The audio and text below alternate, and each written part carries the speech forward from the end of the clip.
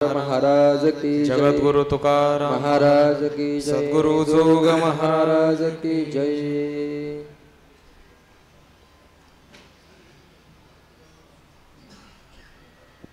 अभंग क्रमांक 1479. जयांचे केलिया स्मरण, होय सकळ विद्येचे अधिकरण. तेची वंदू श्री चरण, श्री गुरूंचे जयांचे नि आठवे. शब्द सृष्टी आंगवे, सारस्वत आघवे. जिव्हेसिये वक्तृत्व गोडपणे, अमृताते पारुखे म्हणे. रस होती ओळंगणे अक्षरांसी, भावाचे अवतरण अवतरविती निजखूण.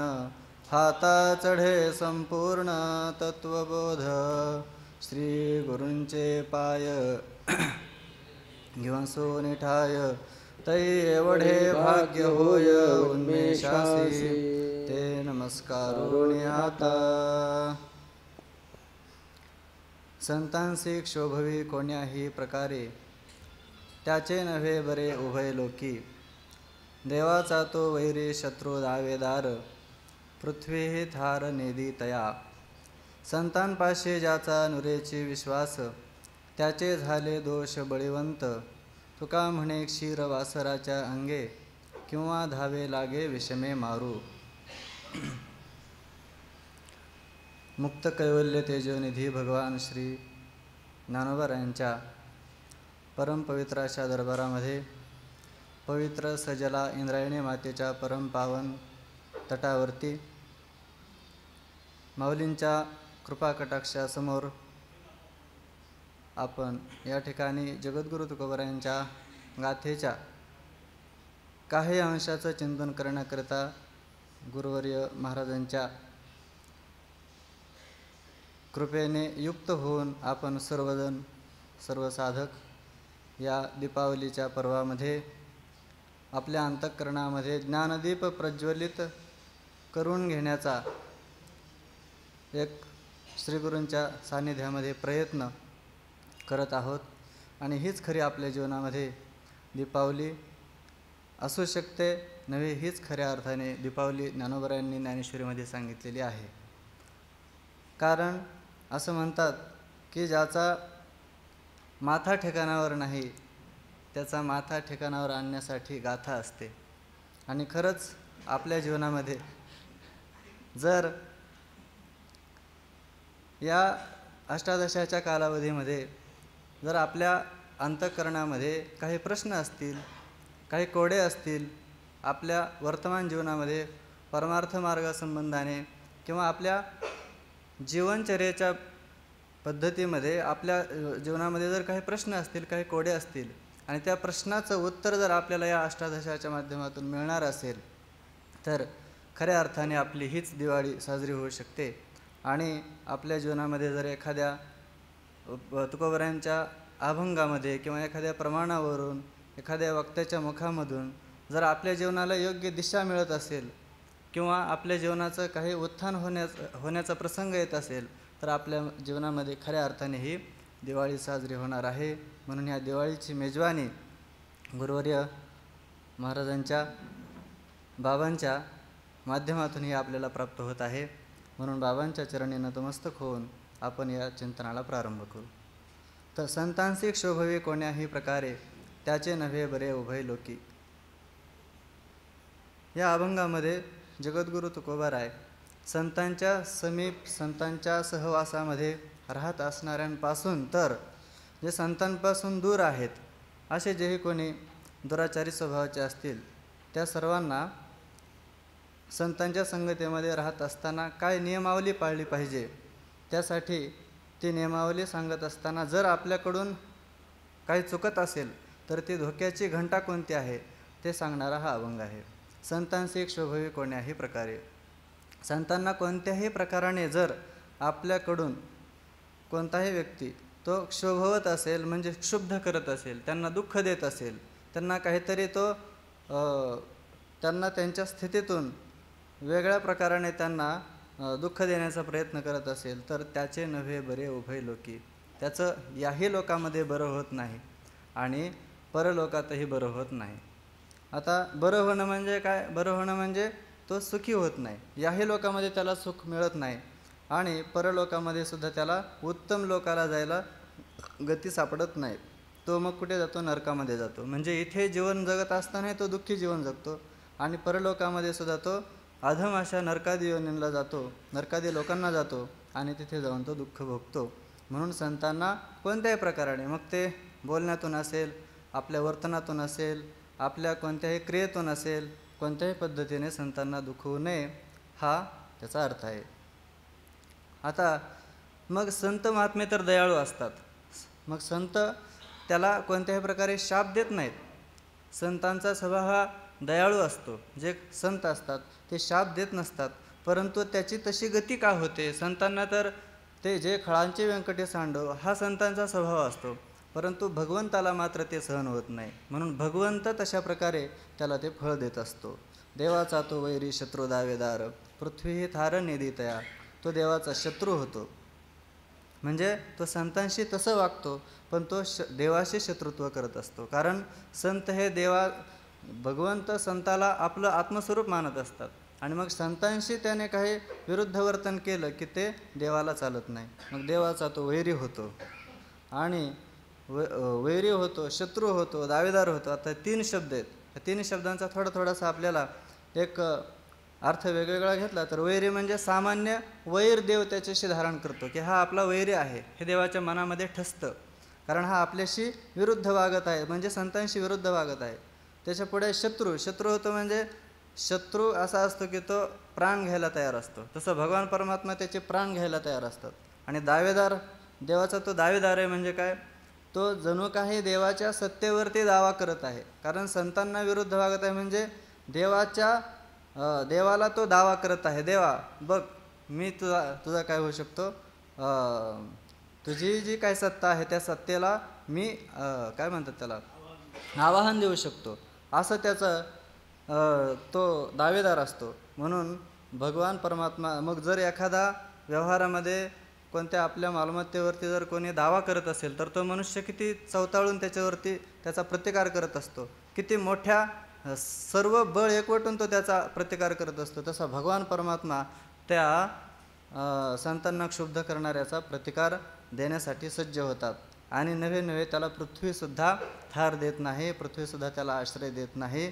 एवढं मोठं त्याचं पाप जणू काही उदयाला आलेलं असतं. संतांपाशी ज्याचा नुरेची विश्वास, या प्रमाणावरून हे सिद्ध होतं की ज्याचा अगोदर संतांवर विश्वास असतो पण नंतर न उरेची, म्हणजे संतांपाशी विश्वास ज्याचा उरत नाही, म्हणजे विश्वास असतो पण त्याचा विश्वास कमी होतो, त्याचं काय झालेलं आहे, त्याचे झाले दोष बळीवंत. म्हणजे त्याला संतांची संगती प्राप्त झाली, पण म्हणजे संत संगती मिळण्याइतकं पुण्य होतं, पण जसं नारद भक्ती सूत्रामध्ये नारद मुनी म्हणतात की महत्संगस्थो दुर्लभो अगम्यो अमोघश्च. संतांची संगती दुर्लभ आहे, ती त्याला प्राप्त झाली, तेवढं पुण्य आहे. अगम्य आहे म्हणजेच त्याला ती कळाली नाही, म्हणजे तिथं त्याचं पुण्य कमी पडलं. म्हणजेच काय, त्याचे झाले दोष बळीवंत, त्याचे पाप उदयाला आले आणि तो संतांच्या विरुद्ध वागू लागला, तर त्याला भगवान क्षमा करत नाही. तुका म्हणे क्षीर वासराच्या अंगे किंवा धावे लागे विषमे मारू. तुकोबराय म्हणतात की वासराच्या अंगे क्षीर म्हणजे वासराच्या निमित्ताने, अंगाने म्हणजे निमित्ताने, त्याला आपण पुढं करून गाईचं दूध जसं काढून घेत असतो. आणि जर आपण याच्या वेगळं केलं तर म्हणजे वासराला आपण पुढं पाठवलंच नाही आणि सरळ आपण जर गायची धार काढायला गेलो, ते दूध काढण्यासाठी गेलो, तर ते विषमे म्हणजे याच्या उलट केलं तर वासराला पुढे न पाठवता, पाना न फोडून घेता जर आपण ते दूध काढू लागलो तर विषमे मारू लागे. ती जी गाय आहे ती मारू धावे लागे, म्हणजे मारण्यासाठी आपल्याला धावत असते. ती गाय जशी वासराशिवाय दूध काढून देत नाही, त्याप्रमाणे संतांशिवाय आपल्याला मोक्षसुखाची प्राप्ती होणं शक्य नाही. म्हणून संतांना रुष्ट करून, संतांचा रोष आपण पत्करून आपण मोक्षापर्यंत जाऊ शकत नाही. ते देवाला चालत नाही. देव त्या संतांना आपण जर डावलून जर भगवंताकडे जात असू तर भगवंताला ते सहन होत नाही, जसं या वासराच्या उदाहरणाप्रमाणे. पुढच्या अभंगामध्ये जगद्गुरु तुकोबार आहे तोच भाव आणखी स्पष्ट करतात.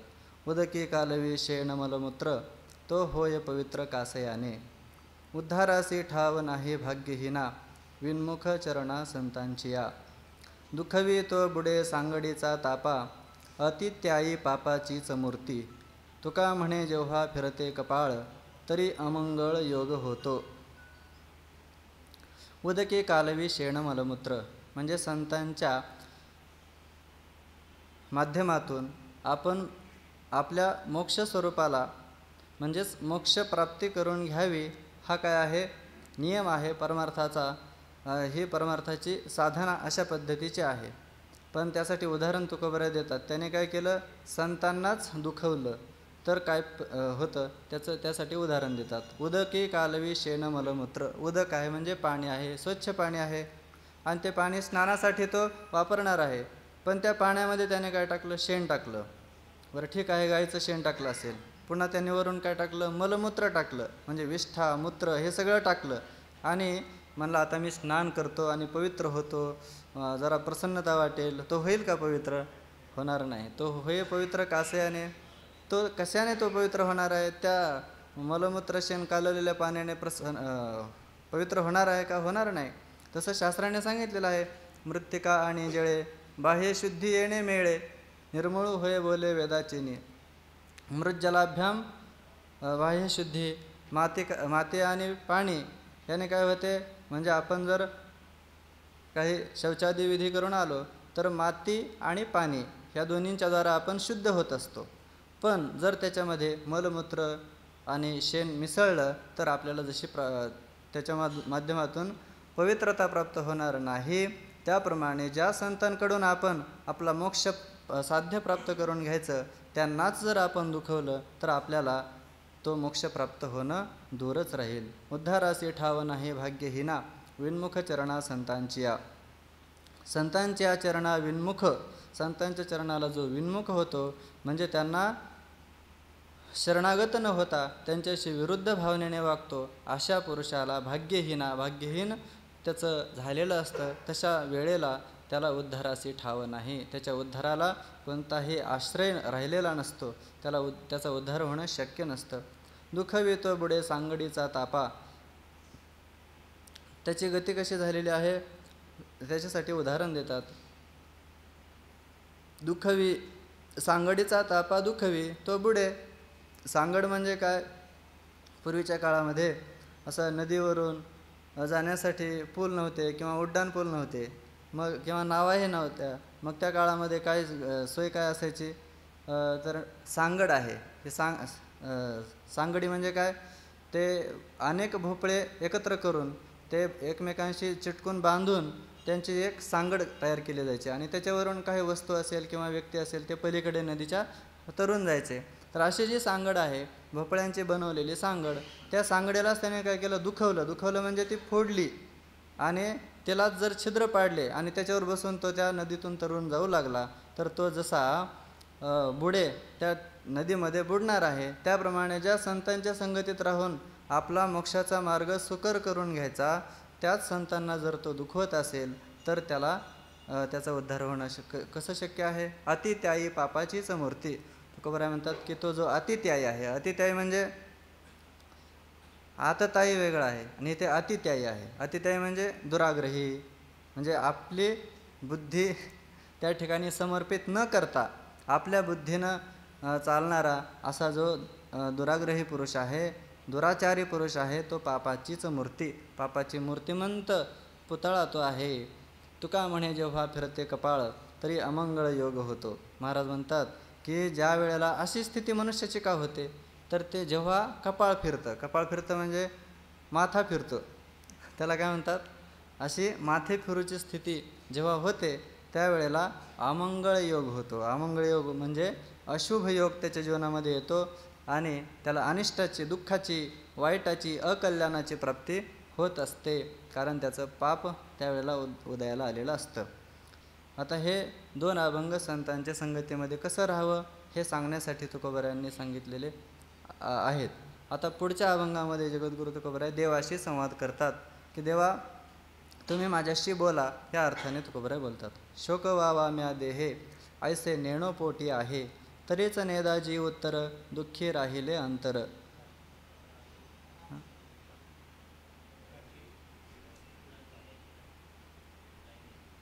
राखिले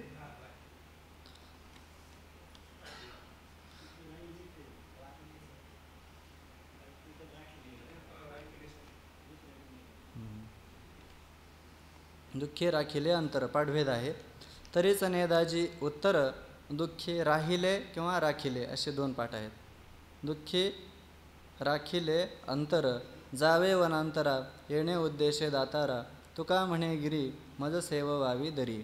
तुकोबराय म्हणतात की देवा म्या देहे शोक व्हावा ऐसे पोटे आहे नेणो, मी देहाला शुष्क करावं म्हणजे तुम्हाला हाका मारून मारून, तुमची प्रार्थना करून करून, तुमची आळवण करून मी माझा देह शुष्क करून घ्यावा, पूर्णपणे देहाकडे पूर्ण दुर्लक्ष करावं, असं तर तुम्हाला वाटत आहे का? ऐसे पोटी आहे असं तुमच्या मनामध्ये आहे का? कदाचित असंच असेल नेणो, मला काही कळत नाही हेच तुमच्या मनामध्ये असावं, म्हणून मी किती हाका मारल्या तरी तुम्ही उत्तर देत नाहीत. तरीच नेदाजी उत्तर, तरीच म्हणजे म्हणूनच तुम्ही उत्तर देत नाहीत. दुःखी राखिले अंतर म्हणजे माझं जे मन आहे ते दुःखी आहे आणि ते तसंच तुम्ही राखलेलं आहे. किंवा राहिले अशा पाठाने दुःखी राहिले अंतर, माझं जे मन आहे ते तुम्ही उत्तर न दिल्यामुळे दुःखी राहिलेलं आहे. तुम्ही माझ्याशी बोलत नाहीत, संवाद करत नाहीत. जावे वनांतरा येणे उद्देशे दातारा, हे दातारा देवा वनांतरा जावे येणे उद्देशे, मी वनांतराला जावं, निघून जावं कुठेतरी वनामध्ये. तुकोबरायांनी माझी कसलीही आळवण करू नये, सारख्या हाका मारू नयेत, सारखं हाका मारून मारून देवा या मला भेटा मला बोला असे काही मागे खटखट लावू नये असं वाटत आहे, म्हणून येणे उद्देशे या उद्देशाने तर तुम्ही माझ्याशी बोलत नाहीत का? हे असं तर नाही ना. तरीच नेदाजी उत्तर तुका म्हणे गिरी मज सेव व्हावी दरी. महाराज म्हणतात की मज गिरी सेव व्हावी दरी सेव व्हावी म्हणजे मी पर्वतामध्ये जावं, दऱ्याखोऱ्यामध्ये जावं, तिकडेच जावं आणि इकडे मला तुकोबरायांची कसली आपल्याला पाठीमागे खटखट नको असं तर तुम्हाला वाटत नाही ना, म्हणून तर तुम्ही मला उत्तर देत नाहीत का? असं तुकोबराय भगवंताशी बोलतात. म्हणजे आपली आर्तता जी आहे ती देवापुढे प्रगट करतात.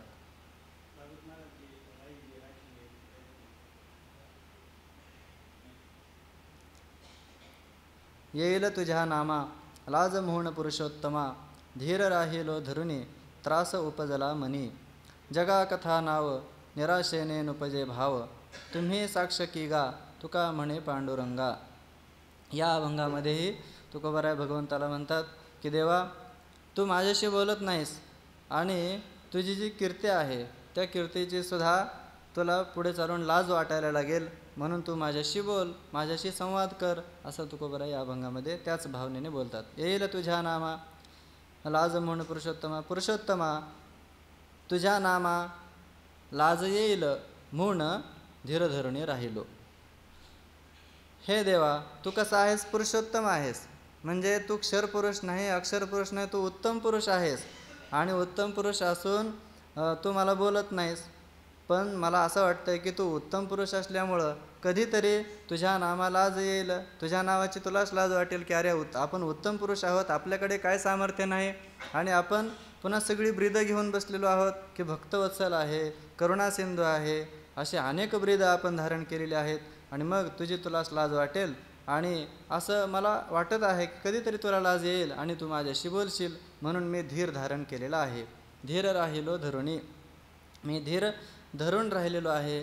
पण तू माझा किती दिवस हा धीर पाहणार आहेस? त्रास उपजला मनी, माझ्या मनामध्ये त्रास मला होत आहे, दुःख होत आहे की कधी देव मला भेटेल, कधी माझ्याशी बोलेल, कधी मला तो दर्शन देईल आणि माझं जे मन आहे ते शांत होईल, असा यासाठी मी धीर धरून राहिलेलो आहे.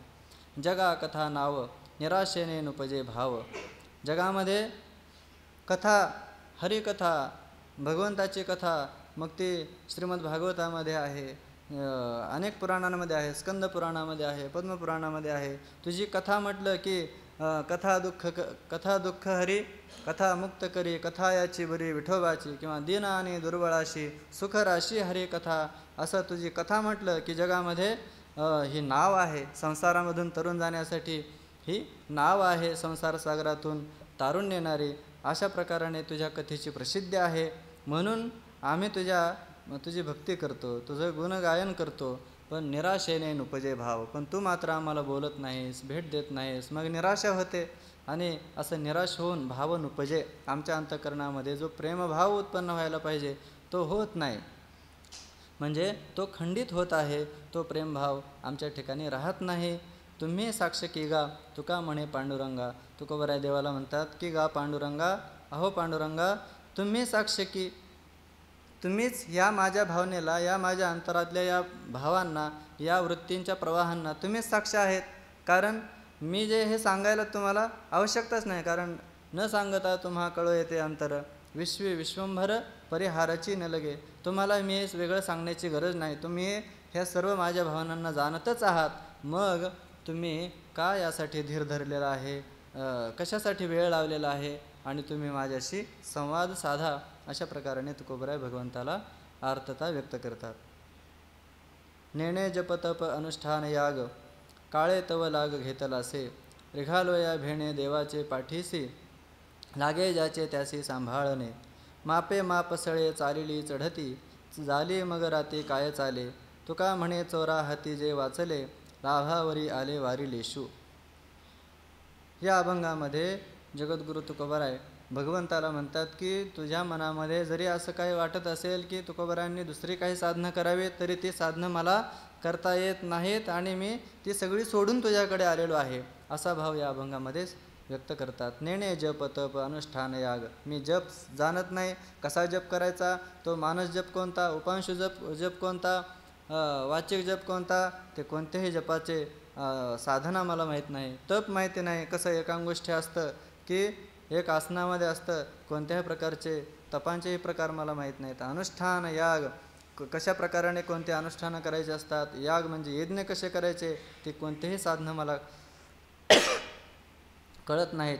आणि काळे तव लाग घेतलासे, आणि ही साधनं जर करायला जावं तर त्याच्यासाठी लागणारा जो कालावधी आहे तो कालावधी अल्प आहे. यज्ञ करायचा आहे, अनुष्ठान करायचं आहे, ते पूर्ण झाले पाहिजे, त्याच्यामध्ये कोणते विघ्न आले नाही पाहिजे, त्याचं पूर्ण ज्ञान पाहिजे आणि त्याच्यासाठी लागणारा तेवढा धीर पाहिजे.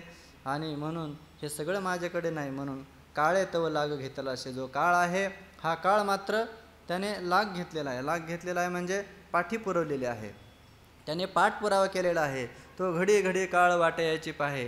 याचं आयुष्य किती राहिलेलं आहे. आत्ता एक सेकंद किंवा लव, निमिष, घटिका, क्षण, प्रहर, दिवस, रात्र, आठवडा, पक्ष, महिना, वर्ष असं त्याचं माप चालू आहे. म्हणजे तो फक्त माप आयुष्य मोजावया बैसला मापारी असा तो माप घेऊन बसलेला आहे की कधी याचं आयुष्य संपतं. म्हणून काळे तव लाग घेतला असे, काळाने लाग घेतलेला आहे म्हणजे पाठलाग करत आहे तो.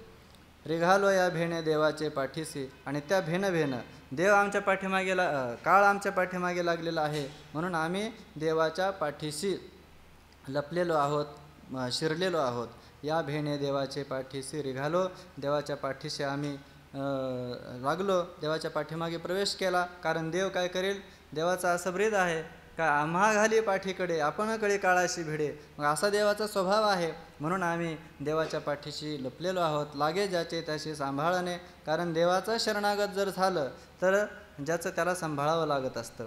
म्हणजे देवाला शरणागत झालो की देव हे माझे आहेत असं मानत असतो, तो आपल्या भक्तांना सांभाळत असतो. किंवा दुसरा या ठिकाणी उत्तरार्धाचा भाव असा आहे, आम्ही देवाच्या पाठीशी रिघालो, देवाच्या पाठीशी आम्ही आलो, शरणागत झालो, पण देव मात्र काही आमच्याकडे लक्ष देत नाही. मग आता देवा तुम्ही आमच्याशी बोलत नाहीत, काहीही आमच्याशी संवाद साधत नाहीत, आमच्याकडे लक्ष देत नाहीत. मग आता ज्याचे त्याचे सांभाळणे लागे. म्हणजे तुझ्याकडे येऊनसुद्धा आम्हालाच सांभाळावं लागत आहे. म्हणजे कसं,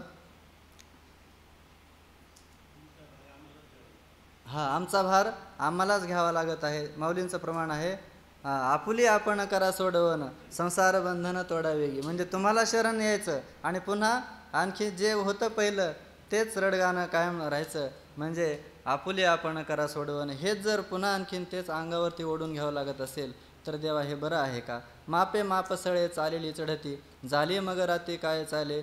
आणि ह्या काळाची भीती तर अशी आहे की मापावर माप त्याचं चढती चाललेली, त्याची चढतच मापं चाललेली आहेत. म्हणजे चढाओढीनं तो मापं टाकत आहे. मापे माप चढती सळे चाललेली. सळाने म्हणजे द्वेषाने, तो रागे दात खाय कर करा, तो कर दात खात खात ती मापं टाकत आहे. हां, आता याचा 1 दिवस झाला, 1 वर्ष झालं, 50 वर्षाचं झाला, आता तो असे दात खात खात मापं टाकत आहे.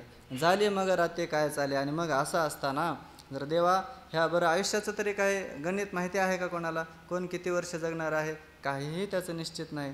मग झाली मग राती झाली म्हणजे आयुष्यच झालं, आयुष्य संपलं. आणि मग राती होणं म्हणजे आयुष्य संपणं. तर राती झाली मग काय चालले. मग काय चालणार आहे? मग या जीवाचं आयुष्य संपल्यानंतर काहीही चालणार नाही. तुका म्हणे चोरा हाती जे वाचले लाभावरी आले वारी लेशू. महाराज म्हणतात की जे चोरा हाती वाचले, चोर म्हणजे कोण आहे? हा काळ. ह्या काळाच्या हातून जे वाचलेले आहेत ते काहीतरी वारी लेशू लाभावरी आले. वारी लेश म्हणजे पाण्याचा थेंब, पाण्याचा थेंबभर काहीतरी म्हणजे अल्पांश असे ते लाभावर आले म्हणजे फायद्यात राहिले. जसं तुकोबराय म्हणतात बर्वे झाले आजीवरी नाही पडिलो मृत्यूचे आहारी वाचवून आलो येथवरी वरिले ते हरी तुम्हा समर्पण.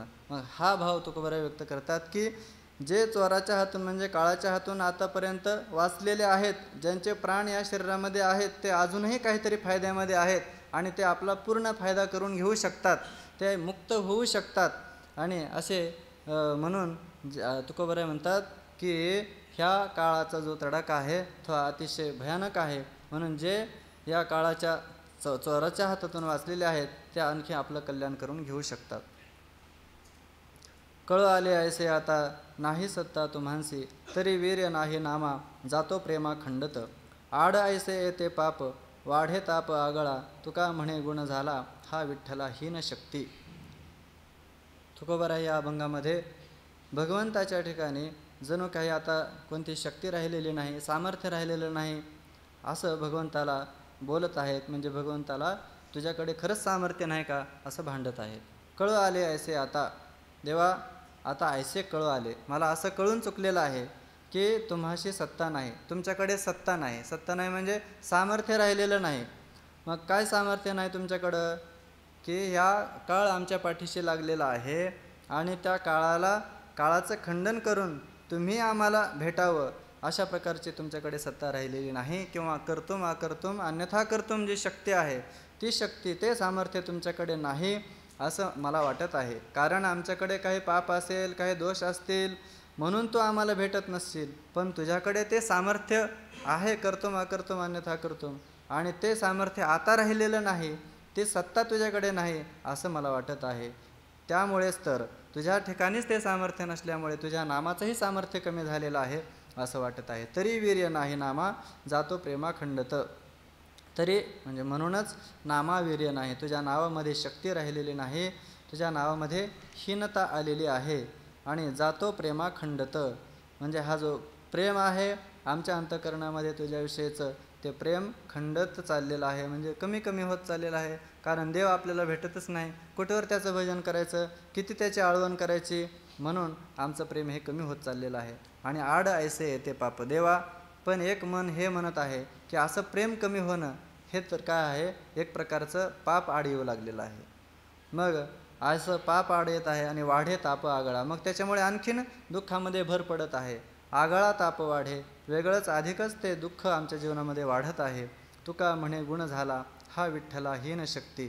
तुकोबराय म्हणतात की देवा हा हीन शक्ती गुण झाला म्हणजे शक्तीहीन होणं, तुमच्या ठिकाणी सामर्थ्य न राहणं, हाच तुमच्या ठिकाणी आता नवीनच गुण आलेला आहे. म्हणजे या ठिकाणी व्याजस्तुती करतात, म्हणजे तुमच्याकडे ते सामर्थ्य राहिलेलं दिसत नाही, तुम्ही आम्हाला भेटावं एवढे सत्ता एवढं सामर्थ्य तुमच्याकडे राहिलेलं नाही, दर्शन द्यावं ही तुमच्याकडे शक्ती स्वतःचं सामर्थ्य राहिलेलं नाही, जणू काही शक्तिहीनता हा तुमच्या ठिकाणी गुण आलेला आहे. म्हणजेच भगवंताच्या ठिकाणी हा दोष तुकोबराय दाखवत आहेत. आणि जेणेकरून भगवंताला अशा प्रकाराने जर टोचणी दिली तर भगवान परमात्मा सावध होतील आणि तुकोबराय आपल्याला काही पण बोलू लागलेले आहेत. आपल्या ठिकाणी शक्ती नाही, सामर्थ्य नाही असं म्हणलं म्हणजे देव जेणेकरून माझ्या ठिकाणी सगळं सामर्थ्य आहे, मी षड्गुणैश्वर्य संपन्न आहे आणि तुकोबराय असं काय बोलतात म्हणून देव प्रगट होतील अशा भावनेनं तुकोबराय बोलतात. लागो दिले अंगा ऐसे कागा सन्निध कोण्या पापे उदय केला तो देखिला प्रळय. न देखवे पिडला सर्प दया दर्प विषाचा तुका म्हणे भले मज तो नवजे साहिले. तुकोबराय भगवंताशी या अभंगामध्ये अशी प्रार्थना करतात की देवा तू आम्हाला अशा प्रकारचा हा संसाराचा संग का दिलेला आहेस. लागो दिले अंगा ऐसे कागा सन्निध ऐसे अंगा सन्निध का लागो दिले गा अरे देवा हे अंगा सन्निध म्हणजे आमच्या स्वरूपाच्या एवढ्या जवळ किंवा जीवदशेमध्ये हे ऐसे अंगा का लागू दिले, हे संसार दुःख आमच्या अंगाला का लागून दिलंस किंवा ही जीवदशा आमच्या पाठीशी का लावली. म्हणजे आमच्या स्वरूपाने आम्ही सच्चिदानंद रूप होतो परंतु ही जीवदशा आमच्या अंगाला का लावली म्हणजे संसाराचं दुःख हे आमच्या पाठीमागे का लावलं. कोण्या पापे उदय केला तो देखिला प्रळय. कोणत्या पापाने आमच्या जीवनामध्ये हा उदय केला म्हणजे कोणतं पाप उदयाला आलं की तो प्रळय देखिला. तो प्रळय म्हणजे हे मरणाचं दुःख. मरणाचं दुःख म्हणजे भगवंताच्या वियोगामध्ये भगवंताच्या भेटीच्या वियोगामध्ये असलेलं जे दुःख आहे ते प्रळय. तो दुःखाचा प्रळय आम्ही पाहिला म्हणजे आम्हाला भगवंताच्या भेटीनं जे सुख होणार आहे ते सुख आम्हाला होत नाही. म्हणजे त्याच्या वियोगामध्ये जे दुःख आहे ते दुःख हे कोणत्या पापाने आम्हाला भोगावं लागत आहे. म्हणून तुकोबराय म्हणतात की देवा हे दुःख मला पाहवत नाही. न देखवे पिडला सर्प दया दर्प विषाचा. हे जे दुःख आहे हे कसं आहे तर विषाचा दर्प विषाचा सर्प पिडला दया न देखवे. दर्प विष दर्प म्हणजे गर्व हेच कोणी विष आहे आणि अशा गर्वरूपी विषाचा सर्प इथे दुर्जन या ठिकाणी गृहीत धरायचा आहे. एखादा दुर्जन आहे त्या दुर्जनाच्या ठिकाणी कोणतं विष आहे गर्वरूपी विष म्हणजे देहाभिमानाला धरून तो मग इतर जे काही त्याच्या ठिकाणी सत्ता संपत्ती त्या सगळ्यांचं तादात्म्य करून तो गर्व करत असेल तर त्या गर्वरूपी विषाचा सर्प तो पिडला. त्याला त्या तादात्म्याभिमानामुळे जसं त्या सर्पाला अंगामध्ये जे विष असतं ते जाळत असतं तसं त्या दुराचारी दुर्जन पुरुषाला ते जे काही दुःख होतं त्या देह तादात्म्याभिमानामुळे ते दया न देखवे. माझ्या ठिकाणी ती दया उत्पन्न होत आहे किंवा त्याच्याविषयी दया वाटत आहे करुणा वाटत आहे म्हणून ते पाहवत नाही. तुका म्हणे भले मज तो नवजे साहिले. तुकोबराय म्हणतात की देवा तू म्हणशील की जो दुराचारी आहे जो अज्ञानी आहे त्याला त्याच्या कर्माचं फळ म्हणून ते मिळत आहे. तुम्ही का त्याच्याविषयी दया करता. कारण कर्माचं फळ हे प्रत्येकाला मिळणार आहे. ज्याचं जसं कर्म असेल तसं फळ मिळणार आहे. पण महाराज म्हणतात की भले त्याला ते मिळत असेल ते त्या शास्त्राप्रमाणे तुझ्या सृष्टीच्या नियमाप्रमाणे ठीक आहे भलंच आहे. ते ज्याला त्याला जशा तशा कर्माचं फळ मिळणं भलंच आहे.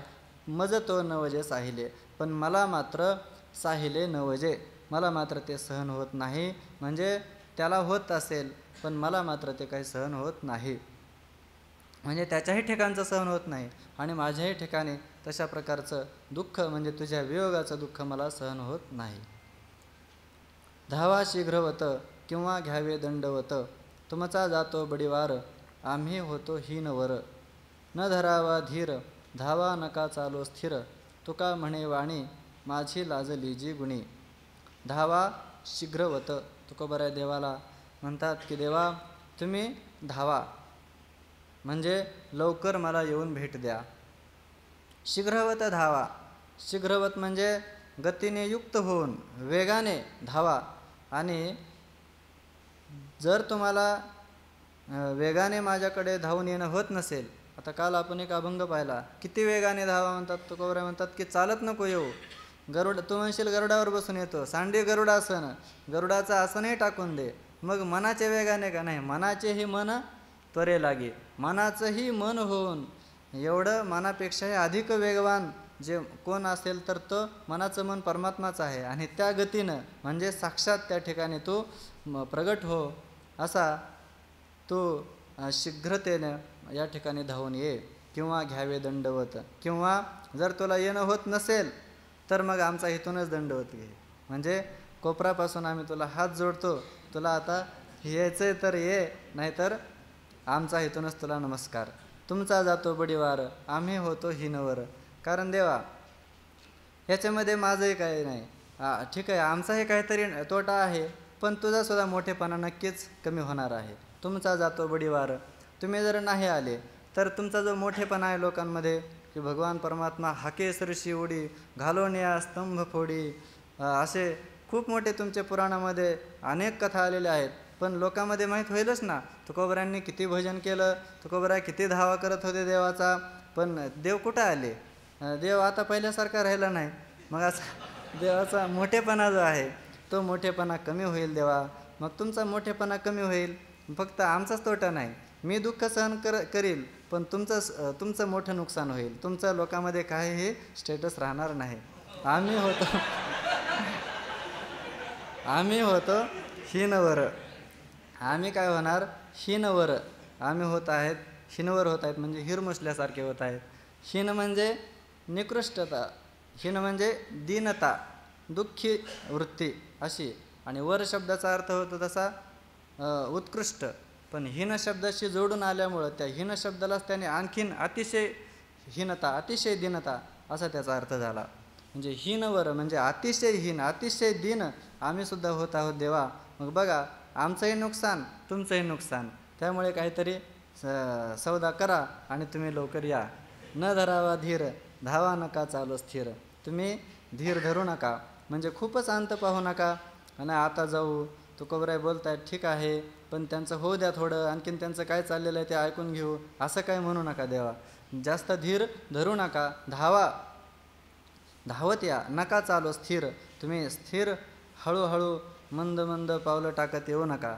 तुका म्हणे वाणी माझी लाजली जी गुणी. तुकोबराय म्हणतात देवा तुला असं वाटत असेल की तुकोबराय आपलं खूप गायन करतात, कथा करतात, कीर्तन करतात, पण आता माझ्या वाणीला आहे ना तुमचं नाव घेण्याविषयी लाज वाटत आहे. त्या माझी वाणी असं म्हणत आहे तुकोबा तुम्ही या देवाचं कशाला नाव घेता, कशाला त्याला हाका मारता, तुम्ही किती शुष्क झाले, शोक व्हावा म्या देह.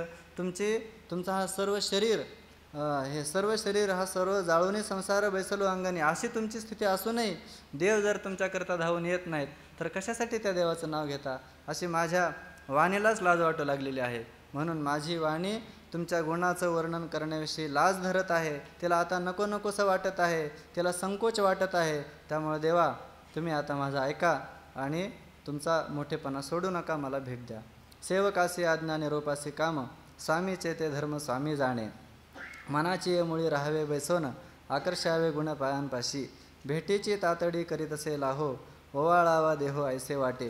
तुका म्हणे माझे करावे कारण आपुले जतन ब्रीद करा.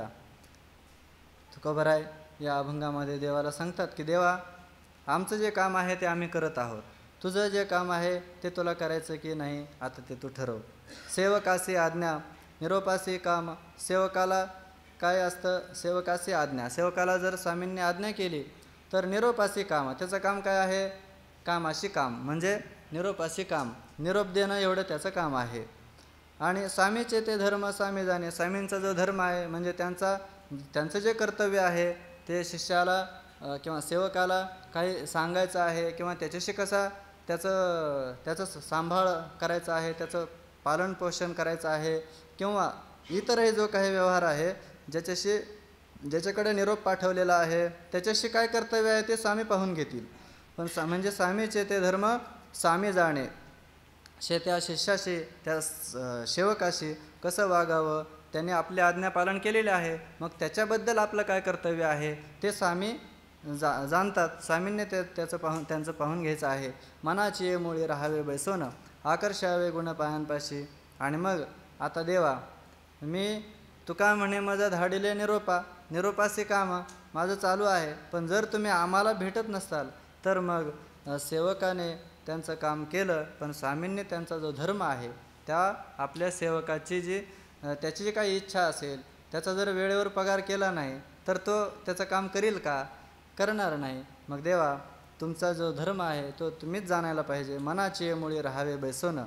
आमचं कसं आहे सेवकाचं, काम झालं की मनाची मुळी राहावे बैसोनं. आपलं निरोप देण्याचं काम झालं की मनाचं मूळ म्हणजे एकतर पहिला अर्थ होतो आपण आपलं काम झालं निरोप देण्याचं की आपण आपलं मौन होऊन स्वामींच्या चरणाजवळ येऊन बसावं.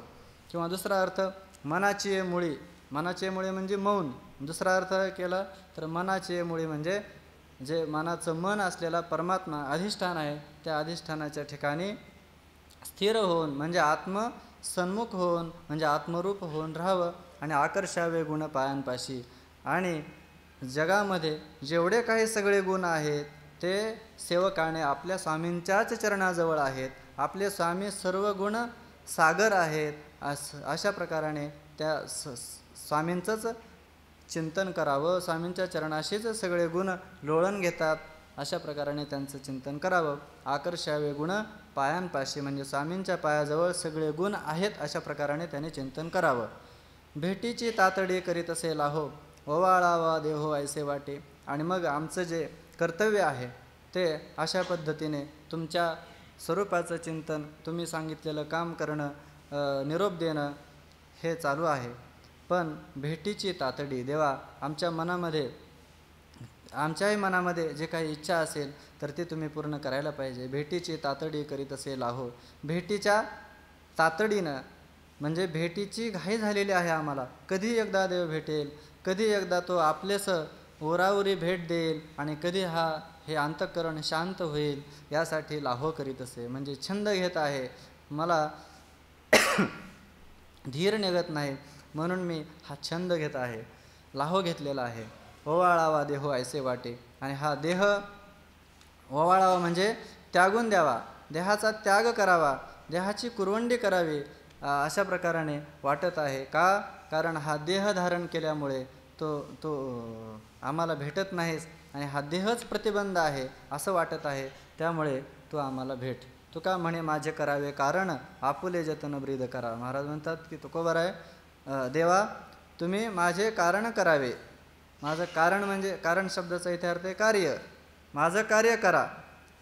किंवा कारण शब्दाचा अर्थ आहे कर्तव्य किंवा प्रयोजन. माझं प्रयोजन तुम्ही सिद्ध करून द्या.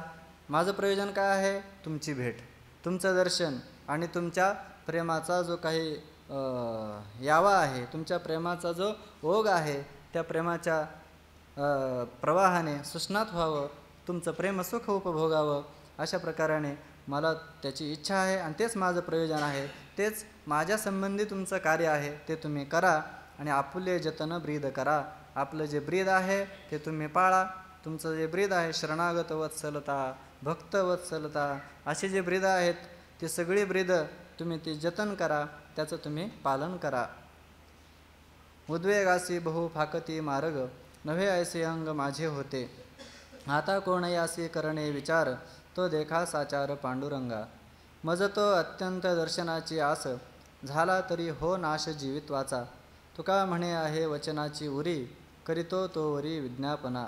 तुकोबराय म्हणतात, देवा या अभंगामध्ये तुकोबराय देवाला हेच सांगतात की देवा मला जर तू भेट देणार नसशील तर माझ्या मनामध्ये काय विचार येतात आणि मग आता त्याच्यावरती तू काय निर्णय घ्यायचा ते तू ठरव. उद्वेगासी बहु फाकती मार्ग. उद्वेग म्हणजे तुझ्या भेटी वाचून माझ्या मनामध्ये जो खिन्नता, उद्वेग, कंटाळा आलेला आहे की अरे हा देव आपल्याला अजून भेट देत नाही असा उद्वेग निर्माण झालेला आहे, खिन्नता निर्माण झालेली आहे. आणि त्यामुळे जर असा उद्वेग झाला तर मग बहु फाकती मार्ग, अनेक बुद्धीला फाटे फुटतात. बुद्धीला असं वाटतं हा देव तर कितीही हाका मारला तरी भेट देत नाही, नेमकं आपण काय करावं, ह्याचा मार्ग सोडून द्यायचा का चालायचं वनामध्ये, का जायचं तीर्थयात्रा करायला, असे अनेक बुद्धीला फाटे फुटत असतात की हे श्रीगुरू आपल्याला आपण किती सेवा करतो पण आपल्याला जे पाहिजे ते मात्र यांच्यापासून प्राप्त होत नाही. किंवा असं जर मनामध्ये येत असेल तर हे काय आहे, अनेक बुद्धीला मार्ग फुटत राहतात. नव्हे ऐसे अंग माझे होते. तुकोबराय म्हणतात, देवा हे अशा उद्वेगाने, अशा खिन्नतेनं, ह्या काळजीनं माझे अंग ऐसे नव्हे होते, ऐसे नव्हे, माझे अंग नव्हे ऐसे होते. म्हणजे हे जे शरीर आहे ना, हे माझं आहे असं होत नाही. म्हणजे हे अंग, ह्या काळजीनं हे शरीर माझं आहे ह्या अशी माझी भावनाच नाहीशी होत चाललेली आहे. म्हणजे हा काय आहे, भक्तीचा प्रवाह असा आहे की भगवंताचा ध्यास लागला तर फक्त भगवंताच्या ध्यासानेच हा देह माझा नाही असं होत आहे. म्हणजे अशी स्थिती होत असेल तर काय आहे, भगवंताच्या त्या ध्यासाचं, त्या भक्तीचं फळाकडे आपण चाललेलो आहोत. नव्हे ऐसे अंग माझे होते, मला अशा प्रकारची स्थिती होत आहे. म्हणजे जर भगवंताच्या भेटीच्या आधीच ते काय होत आहे, ह्या देह माझा नाही अशी भावना प्राप्त होत आहे. आता कोण यासी करणे विचार, तो देखा साचार पांडुरंगा. किंवा दुसरा भाव जर असा घेतला की देवा, दुसरा भाव म्हणजे पुढच्या चरणाला लागू होण्यासाठी, की आता माझं अंग, माझे अंग नव्हे ऐसे होते, माझं अंग नव्हे म्हणजे आता हे नको, माझं शरीर हे नको असं होत आहे. असं जर अशा माझ्या मनामध्ये ह्या उद्वेगामुळे अशा प्रकारची बुद्धी होत आहे, हे शरीर नको. नव्हे शब्दाचा अर्थ आपण न हो असा जर घेतला, म्हणजे माझे अंग न हो ऐसे होते, हे शरीर नको असं होत आहे. तर आता कोण यासी करणे विचार, तो देखा साचार पांडुरंगा.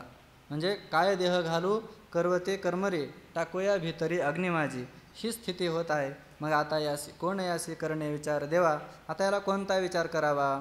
तू म्हणत असेल की देवा तुकोबाराय, हे असे विचार मनामध्ये येणं बरोबर नाही. तर कारण मरण जो मागे गाढवाचा बाळ, असे देहाचा, शरीराचा त्याग करण्याची इच्छा मनामध्ये येणं शास्त्राच्या विरुद्ध आहे असं जर म्हणत असाल तर, किंवा ते यथार्थ ज्ञानाच्या दृष्टीनं योग्य नाही असं म्हणत असाल देवा, तर असा विचार मात्र आहे. आता कोण याचे करणे विचार, याबद्दल माझ्या या मनातल्या भावनांबद्दल कोण विचार करणे, काय विचार करायचा, तो पांडुरंगा साचार देखा, तो तुम्हीच पहा. याच्यावर काय निर्णय घ्यायचा, काय विचार करायचा, तो खरोखर तुम्हीच ठरवा. मज तो अत्यंत दर्शनाची आस, झाला तरी हो नाश जीवित्वाचा. मला तर दर्शनाची अत्यंत आस लागलेली आहे खूप, म्हणजे तुमच्या दर्शनाशिवाय मला दुसरं काहीच नको अशी माझी स्थिती झालेली आहे. झाला तरी हो नाश जीवित्वाचा. तुकोबारायांना देव कदाचित म्हणत असतील, देवा तुकोबाराया, तुम्हाला जर माझं दर्शन करायचं असेल तर तुमची जीवदशा संपेल. तुकोबाराय म्हणतात, देवा झाला तरी हो नाश, त्याचं काय करायचं आहे, नाही नसलेलंच ते आमच्या ठिकाणी आलेलं आहे, म्हणून ते नसलेलं त्या जीवित्वाचा आम्हाला काय करायचं आहे. झाला तरी हो नाश जीवित्वाचा, किंवा म्हणजे हे शरीर गेलं तरी चालेल पण आम्हाला तुमचं दर्शन पाहिजे आहे. प्राण शरीरातले निघून जावोत पण आम्हाला तुमचं दर्शन पाहिजे, अशी तुकोबाराय तळमळ भगवंताकडे व्यक्त करतात. तुका म्हणे आहे वचनाची उरी, करीतो तो वरी विज्ञापना. तुकोबाराय म्हणतात, देवा वचनाची उरी आहे, मी एवढं तुला दर्शन द्या, आम्हाला भेटा असं म्हणत आहे, हे कुठपर्यंत म्हणणार आहे. तर आहे वचनाची उरी, म्हणजे शब्दाची उरी आहे. म्हणजे शब्द जोपर्यंत मुखामधून निघणार आहेत, जोपर्यंत शब्द बाहेर पडण्याची इतकी शक्ती शरीरामध्ये आहे, तोपर्यंत मी हीच प्रार्थना करील की देवा तुम्ही मला भेटा. माझ्या शरीराचा असाच नाश झाला, प्राण शरीरातून गेले तरीसुद्धा जोपर्यंत वाचेतून शब्द बाहेर फुटत राहतील तोपर्यंत हीच प्रार्थना करील की तुम्ही मला दर्शन द्या. मज तो अत्यंत दर्शनाची आस. दुःखाची संगती तिच्या ठाई कोण प्रीती, अवघे असो हे निराळे, करू सोयी रे सावळे. क्षणभंगुर ते ठाव, करुणी सांडावेची वाव, तुका म्हणे बरा, ठाव पावलो हा थारा. या अभंगामध्ये तुकोबाराय या भगवंताशीच आपण संबंध जोडू.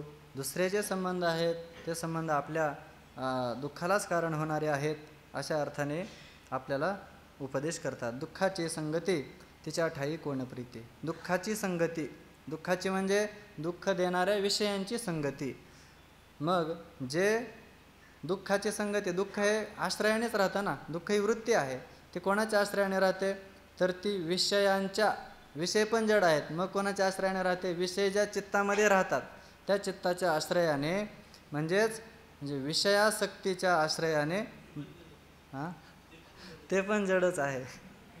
ते राहतं कुठं, ज्याला वाटतं की विषयासक्ती आहे त्याच्या ठिकाणी राहते. हेही ज्याला कळत नाही त्याच्या ठिकाणी राहते. म्हणजे जितकं आपण त्या भोग्याला शिवायला जाऊ तसं तसं ते सगळे मागेच गळून पडतात आणि तिथे गेलं की हे कोणीही राहत नाहीत. अशी दुःखाची संगती. दुःखाची संगती कुठे आहे? ज्या जड असलेल्या विषयांच्या मध्ये दुःखाची संगती आहे. तिच्या ठाई कोण प्रीती देवा, तिच्या ठिकाणी त्या विषयांच्या ठिकाणी कोण प्रीती, कोणती आवड, कोणता हा प्रेम भाव निर्माण होईल बरं? कारण ते सगळे काय आहेत? यत्तदग्रे नाही विषयेंद्रिय संयोगात यत्तदग्रे मृतोपमं परिणामे विषमिव तत्सुखम राजसं स्मृतम. विषयेंद्रिय संयोगात विषय आणि इंद्रियांच्या संयोगाने जे अगोदर अमृतासारखं वाटतं पण परिणामे विषमिव, परिणामी विषासारखं आहे नव्हे, विषापेक्षाही बाधक आहे. विष फक्त एकदा मारतं पण हे विषय जन्मजन्मांतराला कारण ठरतात. म्हणजे हे पुन्हा पुन्हा जन्ममरण आपल्याला या संसाराला कारण होतात. म्हणून अशा ह्या दुःखांची संगती, त्या दुःखाच्या संगती तिच्या ठाई कोण प्रीती, त्या संगतीच्या विषयी कोणाला बरे प्रीती उत्पन्न होईल. म्हणून अवघे असो हे निराळे. म्हणून हे सगळं जग, ह्या विषयांचा आश्रय असलेलं हे सगळं, हे संपूर्ण विश्व हे निराळे असो, हे सगळं बाजूलाच राहू देऊ आणि सावळे सोयरे करू. ह्या जगाचा सगळा संबंध तोडून टाकू आणि जो सावळा विठ्ठल आहे त्या विठ्ठलालाच काय करू आपण? सोयरे करू. सोयरे करू म्हणजे आपला आप्त करू, त्यालाच आपला संबंधी करू. आणि कसा मग? विठ्ठल बाप माय चुलता, विठ्ठल भगिनी आणि भ्राता, विठ्ठले विण चाड नाही गोता, तुका म्हणे आता नाही दुसरं नाही, तो विठ्ठलच आहे. अशा प्रकारची त्याच्याशी आपण संबंध जोडू. नव्हे, संबंध जोडल्यानंतर फक्त संबंध राहणारच नाही, तो एकच राहील. अशी स्थिती आपण अवघे असो हे निराळे, सगळं निराळं करून सोडू. क्षणभंगुर ते ठाव करुणी सांडावेची वाव. आणि जे क्षणभंगुर, जे या जगतामध्ये भरलेले पंचविषय आहेत हे क्षणभंगुर आहेत. सगळं जगत कसं आहे? क्षणभंगुर आहे. मग जे क्षणभंगुर आहे हे ठाव करुणी, ते ठाव करून म्हणजे त्याचं ज्ञान करून घेऊन हे संपूर्ण जगत हे क्षणभंगुर आहे. क्षणभंगुर हे जाय न कळता ग्रास गिळे सत्ता नाही हाती, असं ते क्षणभंगुर आहे असं ठाव करून घेऊन, त्याचं ज्ञान करून घेऊन, पुन्हा आणखीन काय करून घेऊन? वाव करुणी. क्षणभंगुर ते ठाव करुणी आणि वाव करुणी. जे क्षणभंगुर आहेत ते क्षणभंगुर आहेत असंही जाणून घ्यायचं आणि ते मिथ्या आहेत असंही जाणून घ्यायचं आणि मग ते सांडावायचे, त्याचा त्यागच करावा. नव्हे जे क्षणभंगुर आहेत हे ज्ञान झालं आणि जे मिथ्या आहेत हे ज्ञान झालं, ते सांडलेच जातात, त्याचा त्याग होतच असतो. आणि महाराज म्हणतात की असं आपण काय करू? सगळेजण मिळून अवघे असो हे निराळे, हे सगळं आपण निराळं करू, सगळ्याचा त्याग करू आणि जे क्षणभंगुर आहे त्याचा आपण त्याग करू. दुसरा एक असा अर्थ होईल, क्षणभंगुर ते ठाव. जे आश्रय क्षणभंगुर आहेत ते वाव करुणी सांडावेची. जे क्षणभंगुर अशा प्रकारचे जे काही ठिकाणं आहेत असं सगळं विश्व ते मिथ्या आहे असं समजून त्याचा त्याग करावा. तुका म्हणे बरा ठाव पावलो हा थारा. तुकोबराय म्हणतात की देवा हा तुकोबराय आपल्याशी संवाद करतात की हा ठाव हा थारा ठाव पावलो, हा बरा ठाव हा थारा पावलो. हा जो काही बरा चांगला असलेला जो ठिकाण आहे ना, ह्या ठिकाणाला आपण आश्रयाला आलो. हा बरा ठाव थारा पावलो म्हणजे हा चांगला असलेला जो ठिकाण आहे ना, हा परमात्मरूपी हा आपल्याला आश्रयाला मिळालेला आहे. हे बरं झालं. म्हणजे आपण संसारात आश्रयाला गेलो नाही तर आपण ह्या परमात्म स्वरूपाच्या ठिकाणी जे नित्य शुद्ध बुद्ध मुक्त स्वभावान आहे, जे सच्चिदानंद स्वरूप आहे, जे श्रीगुरूंनी आत्मत्वाने आपल्याला दाखवलेलं आहे आणि त्याचा आश्रय आपल्याला करायला मिळालेला आहे, हा खरा आपल्या जीवनामध्ये चांगला आश्रय थारा आपल्याला प्राप्त झालेला आहे. हे बरं झालं. वाचून आलो यथवरी आणि या स्थितीपर्यंत आलो. गेला तरी जाओ सुखे नरकासी, कळंकी याविषयी शिवो नये, रजस्वरा करी वेलासी आघात, अंतरतो हित दुरी बरे. उगीच काली नासवावी फळे, विटाळ विटाळे कालवुनी. तुका म्हणे लोणी घालोनी शेणात, उपयोगाची मात काय असे. या अभंगामध्ये तुकोबराय एका दुराचरणी पुरुषाविषयी सांगतात, पापी मनुष्याविषयी बोलतात. गेला तरी जावं सुखे नरकासी. कोण? कळंकी. जो कळंकी आहे म्हणजे कलंकित जीवन जगणारा आहे, निषिद्ध कर्म करणारा आहे, तो नरकाशी गेला तरी सुखे जाव म्हणले तो खूप पाप करतो, नरकाला जाईल. किंवा गेला, अरे जाऊ द्या म्हटले, त्याचं काय करणार. याविषयी शिवो नये. असा जो मनुष्य आहे ना त्याच्याविषयी शिवो नये म्हणजे वाणीने त्याच्याविषयी बोलू पण नाही. जसं माऊली ज्ञानेश्वरीमध्ये म्हणतात की म्हणून असो तू ये वायाणी, कायसी मूर्खाची बोलणी, वाया वाढविता वाणी शिने लहन. आपल्या वाणीला शिन कशाला करून घ्यायचा, म्हणून त्याच्याविषयी बोलूसुद्धा नये. किंवा दुसरा अर्थ आहे याविषयी शिवो नये म्हणजे त्या पापी पुरुषाविषयी त्याची संगती करू नये. असा जो पापाचरण करणारा आहे तो नरकाला जाय नका, आपण त्याची संगती करू नये. पुढच्या दृष्टांतावरून त्याच्या गावा नका जाऊ, त्याचे तोंड नका पाहू, अशी त्या पुरुषाची संगती इतकी तेजनीय आहे. आणि ह्या पुढच्या दृष्टांतांमध्ये तेच सांगतात, रजस्वला करी वेलासी आघात, अंतरतो हित दुरी बरे. रजस्वला स्त्री आहे, मग ती स्त्री जशी विटाळशी स्त्री वेलासी आघात करी. वेल म्हणजे पानवेल आहे, तर त्या पानवेलीला जर तिने स्पर्श केला तर ती पानवेली सुकून जाते असं म्हणतात. तर ते वेल सुकून जाते, वाळून जाते. मग त्यापेक्षा अंतर, त्या स्त्रीला त्या वेलीपासून दूर ठेवलेलं तेच काय आहे, अंतर तो हित. त्याच्यामध्येच काय आहे, हित आहे. म्हणजे त्याला त्या पानवेलीला स्पर्श न करू देणं, याच्यामध्येच काय आहे, हित आहे. दुरी बरे, दूर राहिलेलंच बरं. तसंच हाही अंतरतो हित दुरी बरे, हे दुर्जनाकडे लावून घ्यायचं. जो कलंकी आहे त्याच्याशी अंतरतो हित, त्याच्याशी आपण अंतर ठेवून राहिलो तरच त्याच्यामध्ये आपलं हित आहे, नाहीतर आपलं अनहित होणार आहे. म्हणून दुरी बरे, त्यांना दूर असलेलंच बरं. जसं तुकोबरा म्हणतात, तुका म्हणे विंचू सर्प नारायण, वंदावे दुरोन शिवो नये. तसं त्यांचं इथे आहे शिवो नये, कलंकी याविषयी शिवो नये. उगीच का आली नासवावे फळे, विटाळ विटाळे कालवुनी. कारण आशांशी संबंध करणं म्हणजे कसं आहे, तर आपलं अनहित करून घेणं आहे. उगीच का आली नासवावी फळे म्हणजे आलेली फळं त्या रजस्वला स्त्रीनं म्हणजे कोणती, त्या पानवेलीची पानं हेच काय आहेत, फळं आहेत, तर ती उगीच का नासवावी, उगीच का ते वाळवून टाकावे ती वेल. विटाळ विटाळे कालवुनी, त्या विटाळे स्त्रीने, विटाळे म्हणजे त्या विटाळशी स्त्रीनं विटाळ कालवून म्हणजे स्पर्श करून, वेलीला विटाळ करून कशाला ते फळं नासून घ्यावीत. किंवा दुर्जनाशी संगती करून आपण आपल्याला जे काही आपलं हित प्राप्त होणार आहे त्या हितप्राप्तिरूपी फळाचा नाश आपणच आपला का करून घ्यावा. उलट आपण त्याच्यापासून दूर राहावं आणि आपल्या हिताचं संरक्षण करावं. तुका म्हणे लोणी घालोनी शेणात, उपयोगाची मात काय असे. तुकोबराय म्हणतात की जर आपण संगतीत घेतलं तर कशी स्थिती होते. लोणी शेणात घालोनी उपयोगाची मात काय असे.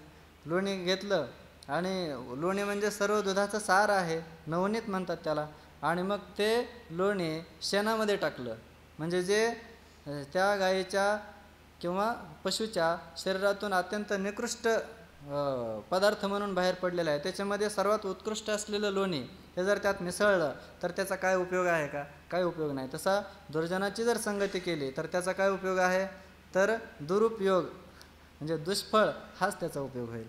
वर्णावेते किती केले पवाडे श्रीपती, विश्वास या घडे लाभ, देईल तरी पद्मनाभ, भावशुद्ध तरी सांगितले काम करी, तुका म्हणे भोळा देव परी हा नागवी संदेह. या अभंगामध्ये तुकोबराय भगवंताविषयी एक आपल्याला आश्वासन देतात, म्हणजे आपल्याला त्याच्याविषयी विश्वास निर्माण करतात. वर्णावेते किती केले पवाडे श्रीपती, अहो तुम्ही देवावर विश्वास ठेवा, कारण त्या देवाने किती पवाडे केलेले आहेत. वर्णावेते किती त्यांचं वर्णन करावं, कितीतरी भक्तांना त्याने तारलेलं आहे, कितीतरी त्यांची याते पाहिले नाही, कुळ पाहिलं नाही, काही पाहिलं नाही.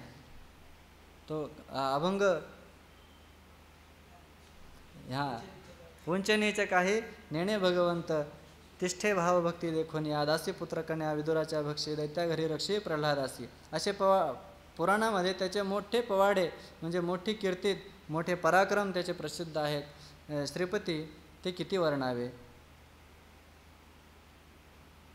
म्हणजे श्रीपती म्हणजे भगवंताने केलेले जे पवाडे आहेत ते त्यांचं किती वर्णन करावं. विश्वास या घडे लाभ, देईल तरी पद्मनाभ.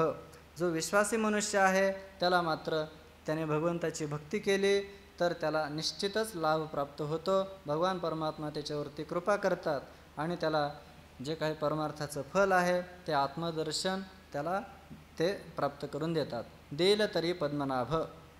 विश्वासी असेल तर त्याला पद्मनाभ परमात्मा देईल. काय देईल? त्याचा लाभ जो आहे ते परमात्मा देतील. विश्वास या घडे लाभ, देईल तरी पद्मनाभ. तरी देईल म्हणजे विश्वास असेल तर. भावशुद्ध तरी सांगितले काम करी. म्हटले आता हा जो परमात्मा आहे हा कसा आहे? जर आपला भाव शुद्ध असेल म्हणजे आपला विश्वास असेल तर सांगितले काम करी. तो फक्त आपल्याला तथास्तु म्हणून तो गुप्त होत नाही. तो काय करतो? सांगितले काम करी. तो सांगितलेलं काम करण्या इतका काळ तो आपल्या सान्निध्यामध्ये राहतो. एवढी सेवा तो करतो. एवढे त्याचे मोठे पवाडे आहेत. मग श्रीखंड्या चंदन उगाळून करी, वस्त्रे गंगा तीरी धूत असे किंवा हे सगळे तुकोबारांनी भगवंताने जेही काही भक्तांची कामं केलेली आहेत ती सगळी कामं कशी केलेली आहेत? सांगितले काम करी. म्हणजे न सांगताही करी सर्व कामं. फक्त सांगितले काम करी एवढंच नाही तर न सांगता करी सर्व कामं असाही तो आहे. म्हणजे जे इच्छित आहे ते तर तो देतो, पण म्हणजे सांगितलेली कामं आहेत तेही करतो आणि न सांगताही कामं करतो. एवढा मोठा तो परमात्मा उदार आहे. तुका म्हणे भोळा देव, परी हा नागवी संदेह. पण म्हटले पूर्वी केले असतील त्याने सगळ्या भक्तांची कामं, पण आता करीत नसेल. आता त्याचं त्या काळामध्ये त्याने नाव व्हावं, लौकिक व्हावा किंवा त्या काळामध्ये तशी कृत त्रेता द्वापार युगामध्ये त्याने त्या भक्तांची कामं केली असतील. कलियुगाच्या सुरुवातीला संतांची कामं केली असतील. पण आता काळाचा कलीचा प्रादुर्भाव हा जास्त होत चाललेला आहे. कलीचा जास्त विक्राळ रूप होत चाललेला आहे. मग या काळामध्ये देव काय कामं करील का ते? किंवा देव आपल्यावर प्रसन्न होईल का? तुकोबारांचा तुम्ही ऐका, देव हा खूप भोळा आहे. त्या तो काही पाहत नाही. त्याचं नाव घेतलं, त्याची मनापासून भक्ती केली की हा देव काय होतो? प्राप्त होतो. हा देव तुम्ही जे म्हणाल ते सांगितले काम करी इतका हा भोळा आहे. परंतु परी हा नागवी संदेह. पण जर तुमच्या मनामध्ये संदेह असेल तर तो संदेहच तुमची काय करणार आहे? नागवन म्हणजे फसवणूक करणारा आहे.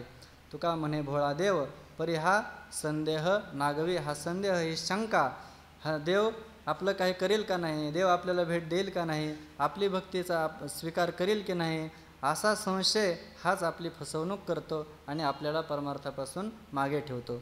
संचिता वाचून पंथ न चलवे कारण, कोरडी ते अवघी आटी, वाया जाय लाळ घोटी, धनवित्ते जोडे, देव ऐसे तो न घडे, तुका म्हणे आड स्वहितासी बहुनाड. या अभंगामध्ये तुकोबाराय परमार्थामध्ये चालण्यासाठी पुण्याचीच खऱ्या अर्थाने पुण्याचीच शिदोरी लागते, पुण्याचंच बळ लागतं हे या ठिकाणी सांगतात. संचिता वाचून. संचित म्हणजे कोणतं संचित? पुण्यरूपी संचित. या पुण्यरूपी संचिता वाचून पंथ न चलवे. पंथ म्हणजे हा परमार्थाचा पंथ. परमार्थ दर्शनासाठी जो केली जाणारी साधना आहे तो साधनरूप पंथ तो आपल्याकडून चालवला जात नाही.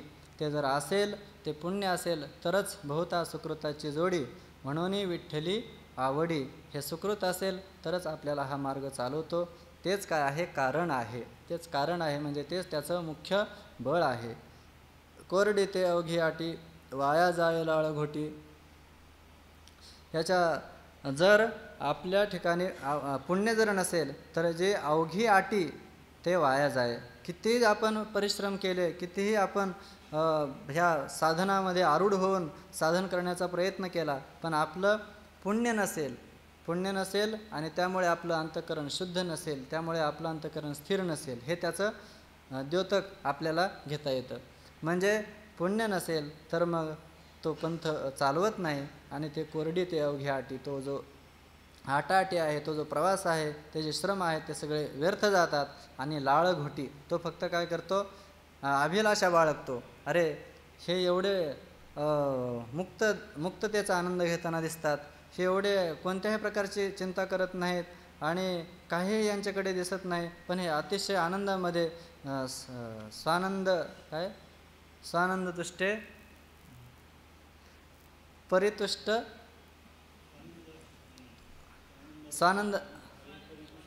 स्वानंद भावे परितुष्टमंतः वेदांतवाक्येषु सदा रमन्तः भिक्षान्न मात्रेण चतुष्टिमंतः अशोकमंतः खलु भाग्यवंतः.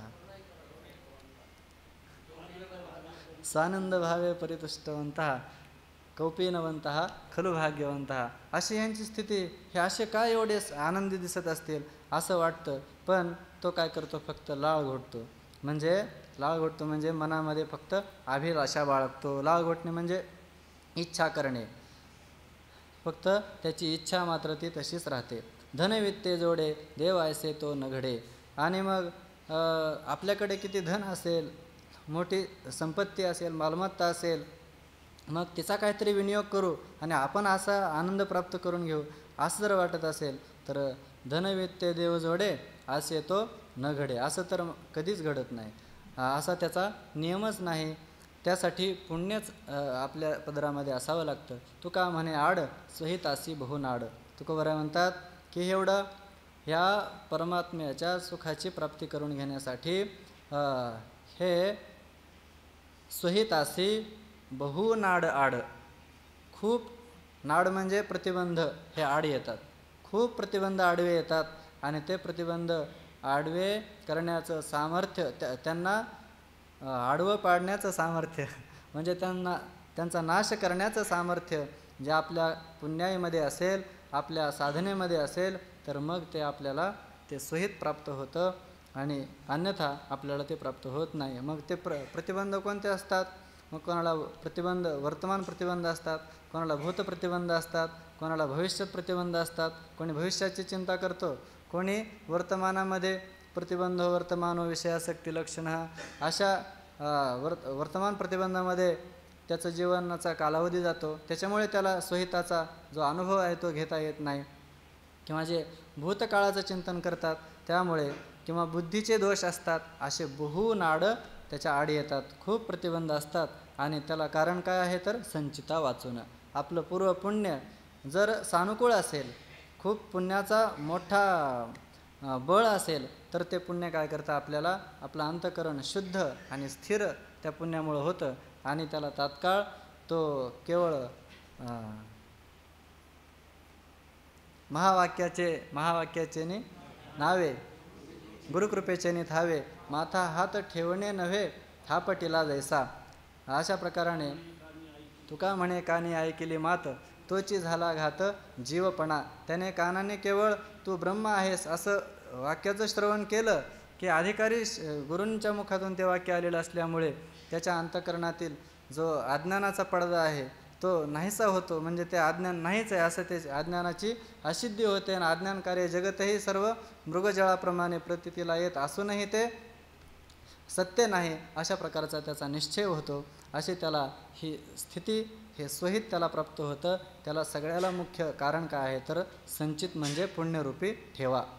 अति त्याई बुडे गंगे पाप लागे त्याचे त्या हेतो आपुलिया गुणे असे जेणे योजिले अवचटे अग्नी जाळी न सांभाळी तो दुःख पावे जैसे तैसे दावी आरसा नकट्या कैसा पालटे. या अभंगामध्ये शेवटच्या चरणामध्ये किंवा शेवटचं चरण तुकोबरायांच्या तुका म्हणे असं या अभंगामध्ये दिसत नाही, म्हणून त्या ठिकठिकाणी गाथ्यांमध्ये उल्लेख केलेला आहे. या अभंगाच्या शेवटी तुका म्हणे या पदाचं आपण चिंतन करावं किंवा तसं ध्यान मनातल्या मनामध्ये त्याचं स्मरण करावं. अतित्यायी बुडे गंगे. अतित्यायी म्हणजे दुराचारी मनुष्य आहे. तो म्हणू लागला, एक मनुष्य आम्हाला भेटला होता, तर तो म्हणला की काही लोक असं म्हणतात की तुमच्या वारकरी संप्रदायामध्ये तुकोबरायांनी देवाला पाहिलं, नामदेवरायांनी देवाला पाहिलं, सगळ्या संतांनी देवाला पाहिलं, पण आता तुमच्या वारकरी संप्रदायामध्ये कोणीच असा मनुष्य दिसत नाही की जो म्हणतो की मी देवाचं दर्शन केलं. मग तुमच्या संप्रदायाचं कार्य काही यथोचित चालू नाही. मग त्यांनी असं सांगितलं, ते म्हणले की मला आता त्यांच्या बोलण्यामुळं असा एक प्रकारचं त्यांच्या मनामध्ये थोडा त्यांना रोष आला, राग आला. ते म्हणले की मी देवाला मिळवूनच दाखवणार, आणि जर देवाची मला भेट झाली नाही तर मी नर्मदेच्या किंवा गंगेच्या प्रवाहामध्ये आपल्या शरीराचा त्याग करणार. आणि असं ते बोलले होते. आणि काही दिवसांनी ते गंगेच्या प्रवाहामध्ये ते गेले का त्यांनी स्वतःला समर्पित केलं हे माहिती नाही, परंतु सगळ्यांना माहिती आहेत. त्यांचं नाव मला आठवत नाही, खाली आल्यानंतर तुम्ही सांगू शकता ते कोण होते. तर त्यांनी असं सांगितलं होतं. तर नंतर हे माझ्याशी आमचा असा संवाद झाला होता. ते म्हटले की आपल्या संप्रदायाला लोक असे नावं ठेवतात. ते म्हणतात की तुमच्या संप्रदायामध्ये कुणीही देवाचं दर्शन आत्ताच्या काळामध्ये केलेलं नाही, म्हणून मी असं करणार आहे.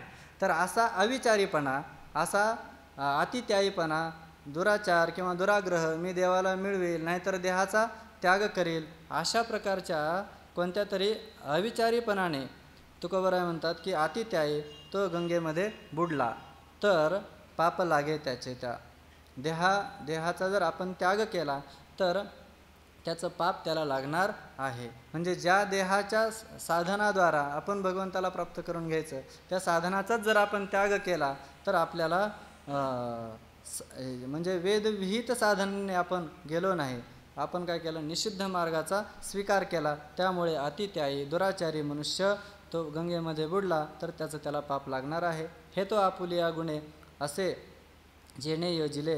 आणि हे आपल्या गुणाने आहे. म्हणजे आपल्या गुणाने म्हणजे जे वेदाने सांगितलेलं कर्म आहे त्या विहित कर्माच्या नियमाप्रमाणे जेणे योजिले, ज्या ईश्वराने ही योजना केलेली आहे हे आपुलिया गुणे असे आपल्या गुणाने ते त्याला कर्म फळ देणारं आहे.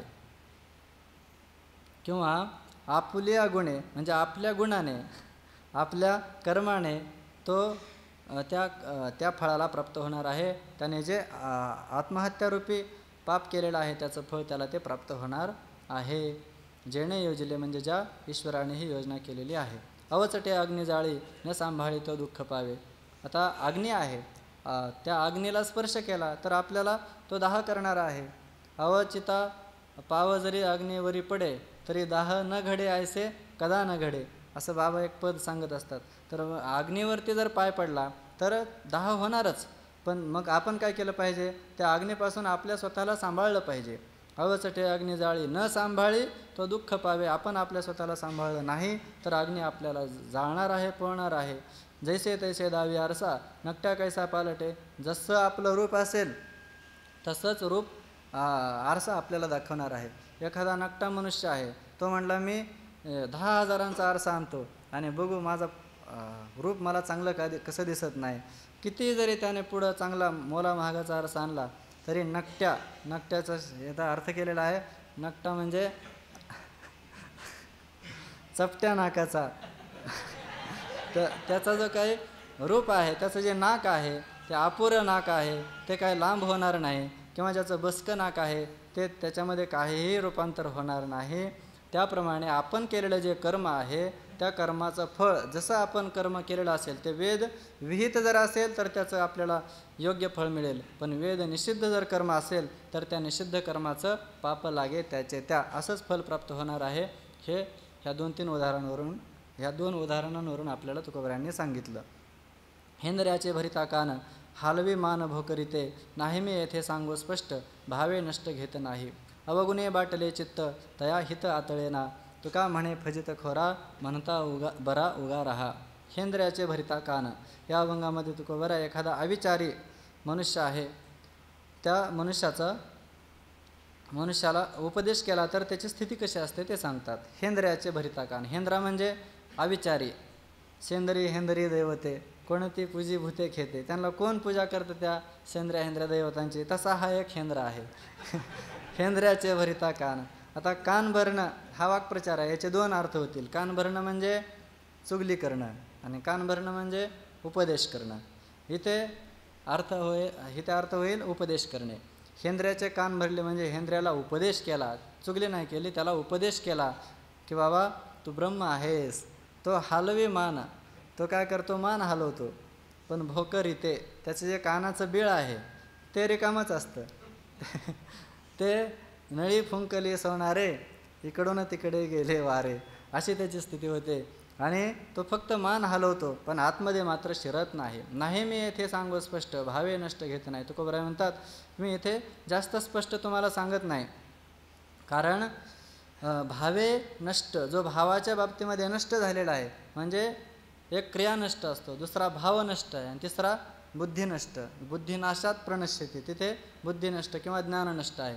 तर असा जो भावाने नष्ट झालेला आहे, म्हणजे ज्याच्या ठिकाणी भाव राहिलेला नाही, विश्वास राहिलेला नाही देवावरती, असा जो भावहीन पुरुष आहे तो घेत नाही, म्हणजे तो उपदेश तो आपल्या अंतकरणामध्ये स्वीकारत नाही.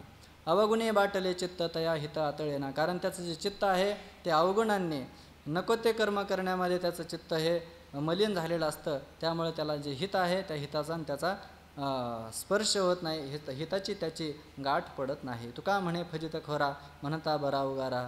महाराज म्हणतात की त्याला, त्या फजित खोराला, म्हणजे आपली फटफजिती करून घेणाऱ्याला उगा राहा, तू शांत बस, एवढं म्हणणंच बरं असतं. त्याला उपदेश करावा एवढा काय तो योग्यतेचा नसतो. नाही सर्व येत जोडिल्या वचने कवित्वाची वाणी कुशळता, सत्याचा अनुभव वेधी सत्यपणे अनुभवाच्या गुणे रुचो येते. काय आगेपाशी शृंगारिले चाले पोटीचे उकले कसापाशी, तुका म्हणे येथे करावा उकल लागे चिना बोल वाढवून. या अभंगामध्ये तुकोबराय ह्या अशाच पुरुषाचं पुढे आणखी वर्णन करतात. नाही, या अभंगामध्ये महाराजांनी जे कोणी आपल्या वक्तृत्वामध्ये किंवा आपल्या कवित्वामध्ये सत्याचा अनुभव आलेला नाही अशा पुरुषांची जी वाणी आहे तिच्याबद्दल सांगतात. नाही सर्व येतं जोडिल्या वचने, कुशळता जोडिल्या वचने कवित्वाची वाणी सर्व येत नाही. कुशळता म्हणजे अगदी कौशल्य आहे, एखाद्याच्या बुद्धीमध्ये कौशल्य असतं स्वाभाविक, आणि ते कवित्व करतात. काही लोक भेटत असतात आपल्याला की आम्ही गीत रामायण नवीन करतो, कोणी म्हणतात आम्ही महाभारत करतो. असे लोक बुद्धीमध्ये कुशलता प्रत्येकाला भगवंताने काही त्यांच्या विशिष्ट पुण्यामुळं विशिष्ट प्रकारची फलं त्यांना शारीरिक, मानसिक, बौद्धिक, ऐंद्रियक अशी फलं दिलेली असतात. मग त्यांना काहीतरी कुशलता असते काव्य करण्याची, आणि त्यामुळे ते जोडिल्या वचने वचनं जोडतात आणि कवित्वाची वाणी कवित्व करतात. आणि ती वाणी जी आहे ती सर्व येत नाही, ती सर्व येत नाही. सर्व येणं म्हणजे काय? मान्य होणं. सरणं म्हणजेच मान्य होणं. ते देवाला किंवा संतांना ती तशी वाणी मान्य होत नाही. मग ती वाणी कशी लागत असते? वाचे बरवे कवित्व, कवित्वी बरवे रसिकत्व, रसिकत्वी परतत्व स्पर्श जैसा अशी वाणी असेल तर मग ती संतांना मान्य होत असते. सत्याचा अनुभव वेधी सत्यपणे अनुभवाच्या गुणे रुचो येते. सत्याचा जो अनुभव आहे त्याच्या बोलण्यामध्ये जर सत्याचा अनुभव असेल तर तो अनुभवच सत्यपणाने वेधतो. त्या बोलण्यामध्ये खरी सत्यता आहे असं त्याला जर सत्याचा अनुभव असेल तर त्या सत्याच्या अनुभवामुळे त्याच्या वाणीमध्ये जी सत्यता आहे ती प्रतीतीला येत असते आणि ती जे मुमुक्ष आहेत त्यांना वेधून घेत असते किंवा लोकांना वेधून घेत असते. अनुभवाच्या गुणे रुचो येते. कारण अनुभव जर असेल तर त्या अनुभवाच्या गुणाने ती जी वाणी आहे, ते जे कवित्व आहे ते आकृष्ट करत असतं. म्हणून तुकोबारायांची वाणी आज आपण 400 वर्षानंतर या ठिकाणी तिची रुची घेत आहोत. अनुभवाच्या गुणे रुचो येते, ते आवडत असते. काय आगीपाशी शृंगारिले चाले पोटीचे उकले कसापाशी. अग्नी आहे, अग्नीच्या पुढं काय केलं, एक पितळाचं भांडं नेलं पण त्याला सोन्याचा मुलामा दिला आणि सोन्याचा मुलामा देऊन अग्नीमध्ये त्याला ठेवलं. तर आगीपाशी शृंगारिले म्हणले आता हे काय आहे, सोनं आहे, ह्याचा आपण मोड करू.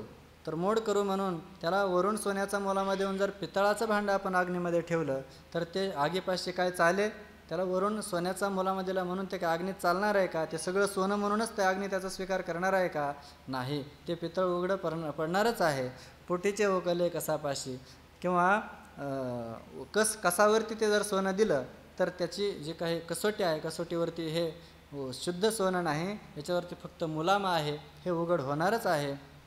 त्याप्रमाणे तुका म्हणे येथे करावा उकल लागे चिना बोल वाढवणे. महाराज म्हणतात की मला इथं स्पष्ट करायचं नाही, की हे तुकोबारांना स्पष्ट करायचं नाही, ते आपणही जास्त स्पष्ट करण्याचा प्रयत्न करू नये.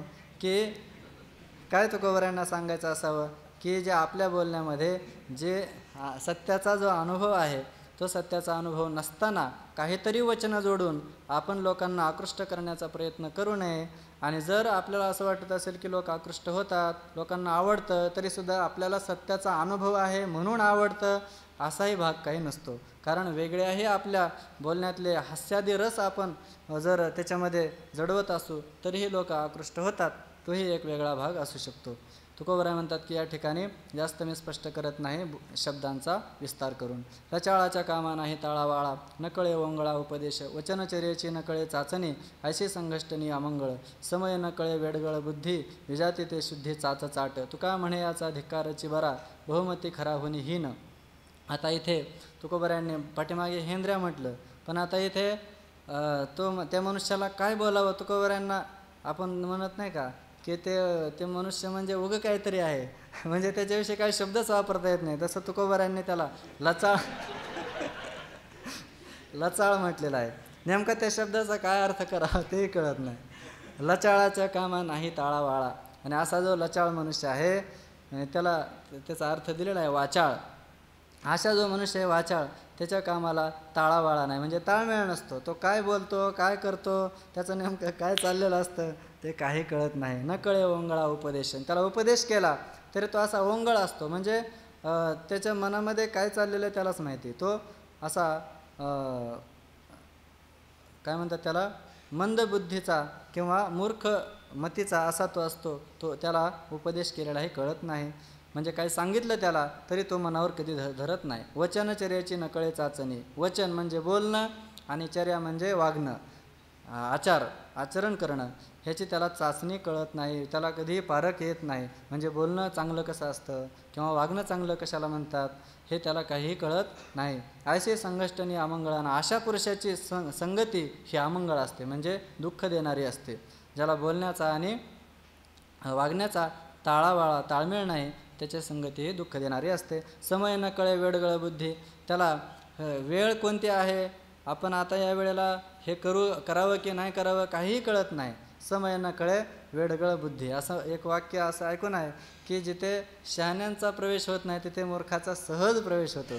म्हणजे समय न कळे वेडगळ बुद्धी, विजाती ते शुद्धी चाच चाट. विजाती ते शुद्ध काय आहे, विजाती आहे, म्हणजे त्याची जातच वेगळी आहे. पण वेगळी जात आहे म्हणजे वेगळी जात आहे ती कशी आहे, पुन्हा शुद्ध जात आहे, म्हणजे आपल्या जातीचा नाही तो, म्हणजे सामान्य बुद्धिवान मनुष्याच्या जातीचा नाही तो, त्याची जातच वेगळी आहे. पण तिच्यातही ती जात त्याची डुप्लिकेट नाही, ओरिजिनल जात आहे. असा तो विजाती ते शुद्धी, म्हणजे विजाती आहे, वेगळीच जात आहे पण तीसुद्धा शुद्ध आहे, चाच चाट. आणि त्याचा जो हुशारी आहे ती हुशारी असते, पण ती कसली हुशारी असते, दुष्ट हुशारी असते. चाच म्हणजे दुष्ट अशा प्रकारची त्याची हुशारी असते, म्हणजे दुष्कर्म, दुष्प्रवृत्ती, दुराचार, दुर्वचन आणि दुःख हेच देणारी त्याची संगती असते. तुका म्हणे याचा धिक्कारची बरा, बहुमती खरा होणे हीन. तुकोबराय म्हणतात की अशा पुरुषाचा धिक्कारच केलेला बरा. धिक्कार करायचं म्हणजे फक्त धिक म्हणून राहायचं नाही, त्याच्यापासून खूप दूर राहायचं. बहुमती, कारण असा पुरुष आहे तो कसा असतो, बहुमती, म्हणजे त्याची बुद्धी एक निर्णय कधी करत नाही किंवा एक विचाराची नसते.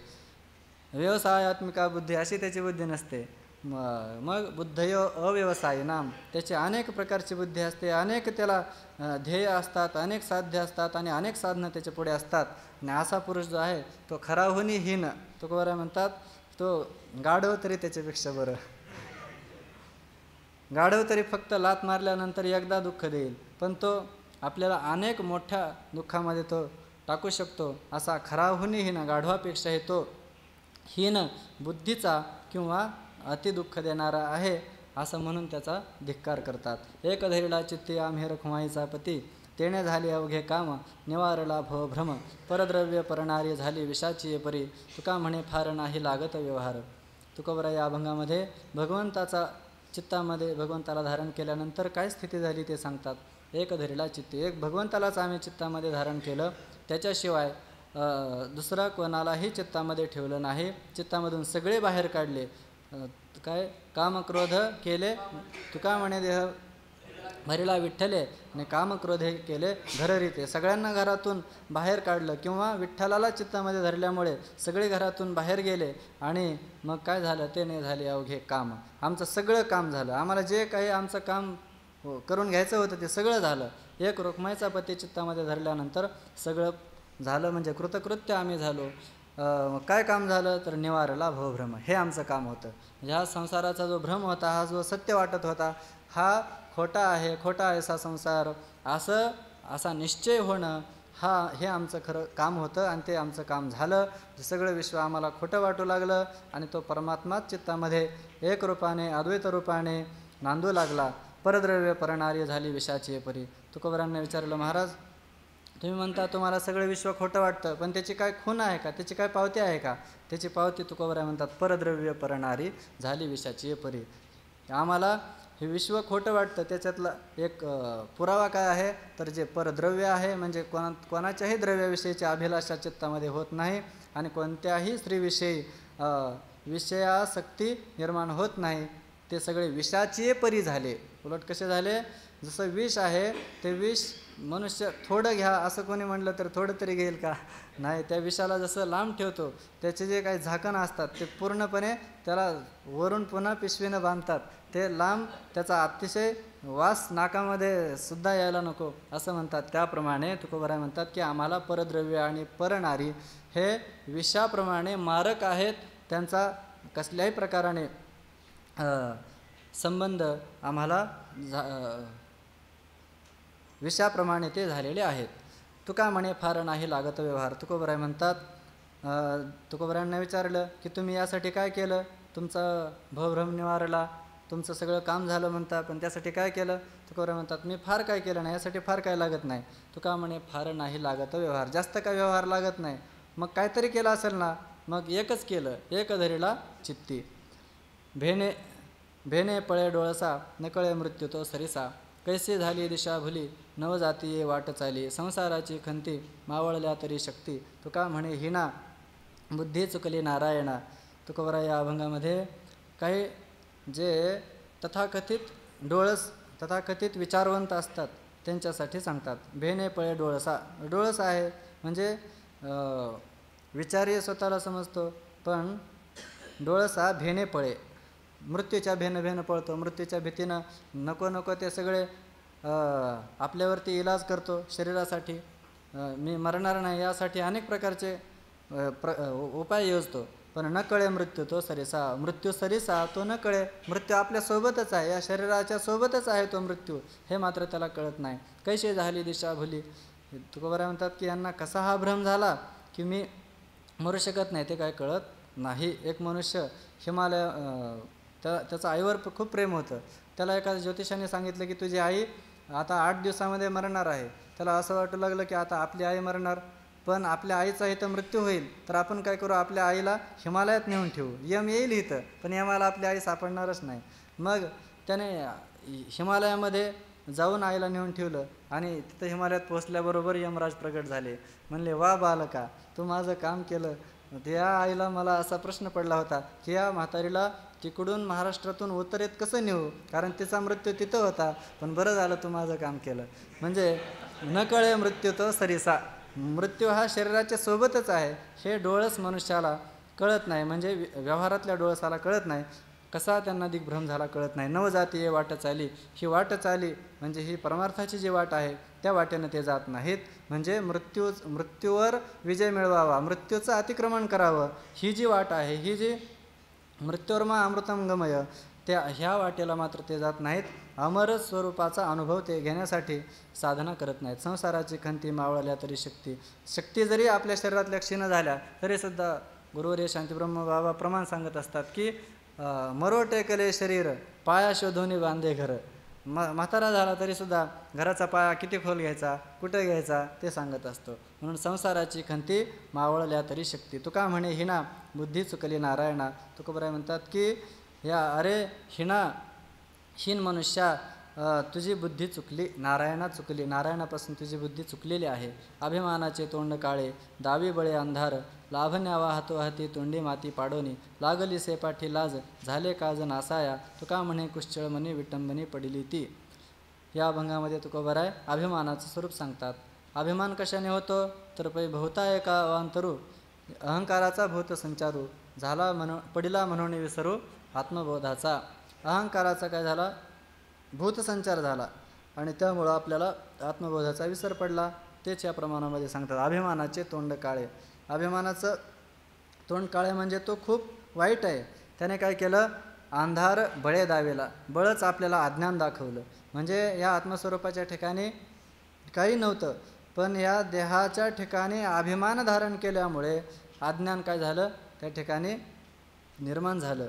वास्तविक याच्यामध्ये कोणताही क्रम नाही बरं. हे सगळं युगपत आहे. कारण स्वप्न हे क्षणामध्ये पडतं आणि त्याच क्षणी सगळे सृष्टी उत्पन्न होते.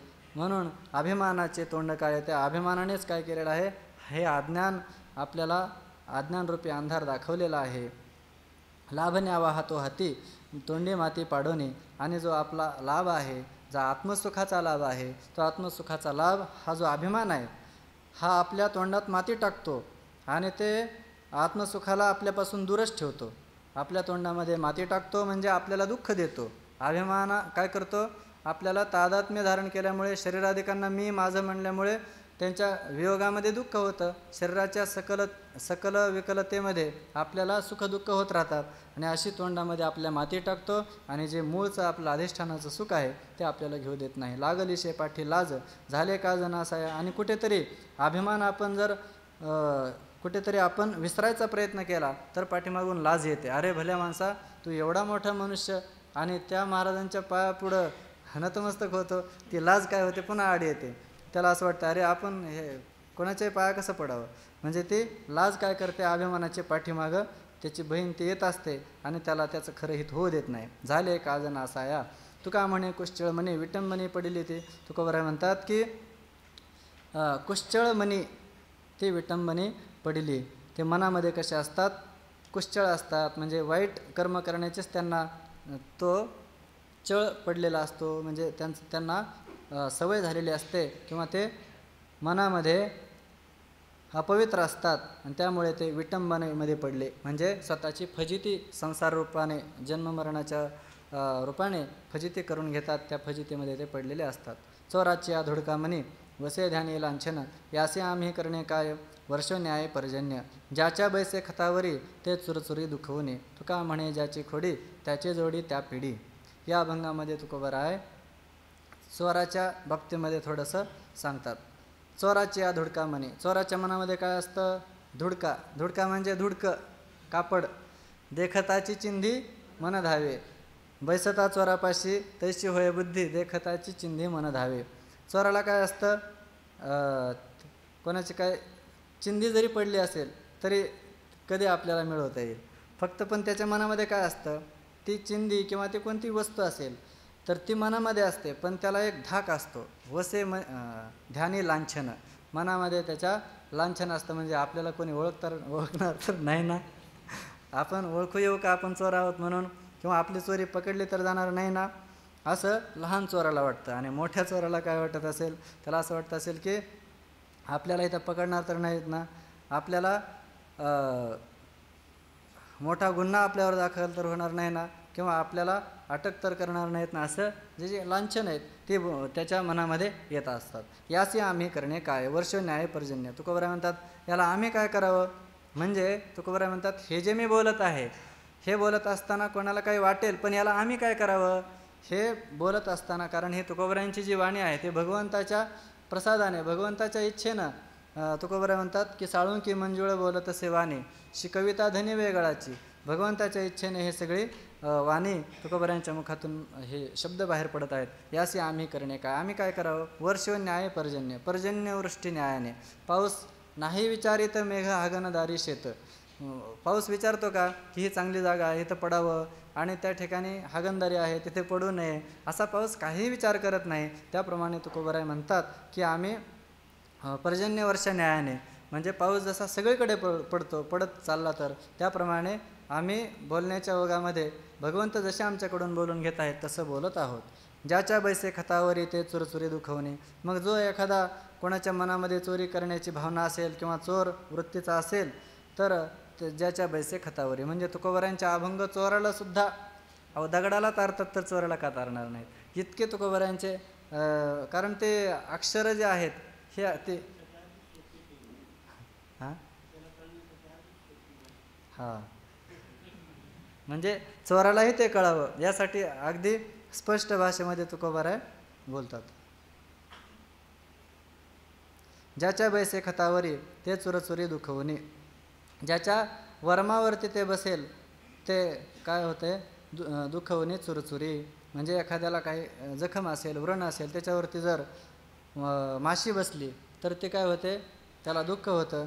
किंवा दुसरा अर्थ असा होईल ज्याच्या जखमेवरती काही म्हणजे त्या चोराच्या वर्मावरती जर घाव बसत असेल या बोलण्याचा तर ते दुःख होणे चुरचुरी. म्हणजे ते दुःख होऊन तो काय करेल चुनचुन होईल, त्याची आग होईल, म्हणजे मनाला त्याला दुखेल. तुका म्हणे ज्याची खोडी त्याची जोडी त्या पिढी. तुकोबारा म्हणतात की ज्याची खोडी आहे तीच त्याला पीडा देते, माझं बोलणं नाही त्याला दुःख देणार, त्याचं जे काही वागणं आहे तेच त्याला त्रास देणार आहे. बुद्धिहीना उपदेश तेथे विष अमृती, हुंगो नये गोरवाडी तेथे जोडी विटाळ, अळसियाचे अंतर कुडे जैसे मढे निष्काम, तुका म्हणे आयशा हाती मज श्रीपती वाचवा.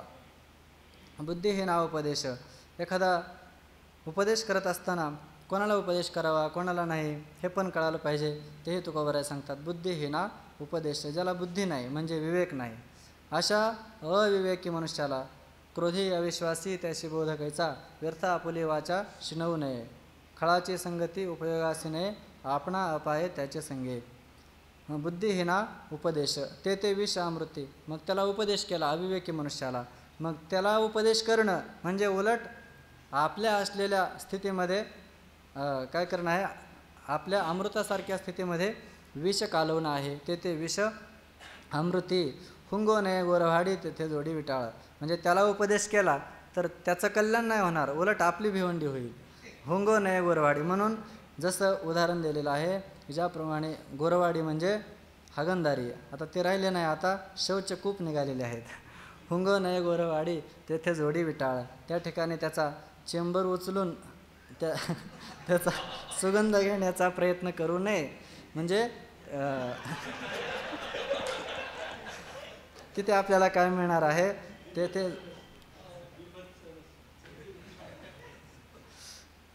तेथे जोडी विटाळ, तिथे आपल्याला विटाळाचीच प्राप्ती होणार आहे. म्हणजे अपवित्र्य घाण दुर्गंधी याचीच प्राप्ती होणार आहे. तसं एखाद्या बुद्धिहीन मनुष्याला मूर्ख मनुष्याला उपदेश केला तर उलट आपल्यालाच काय होणार आहे, काहीतरी दुःख आपल्या पदरामध्ये पडणार आहे. आळसियाचे अंतर कुडे जैसे मढे निष्काम.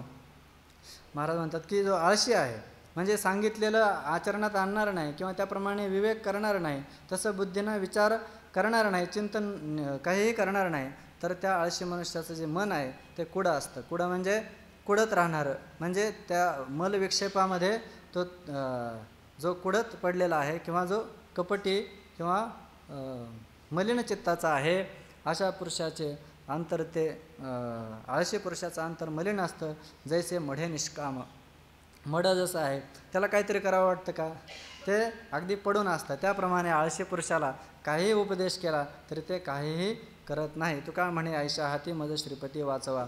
पण आशाचाही उद्धार होतो.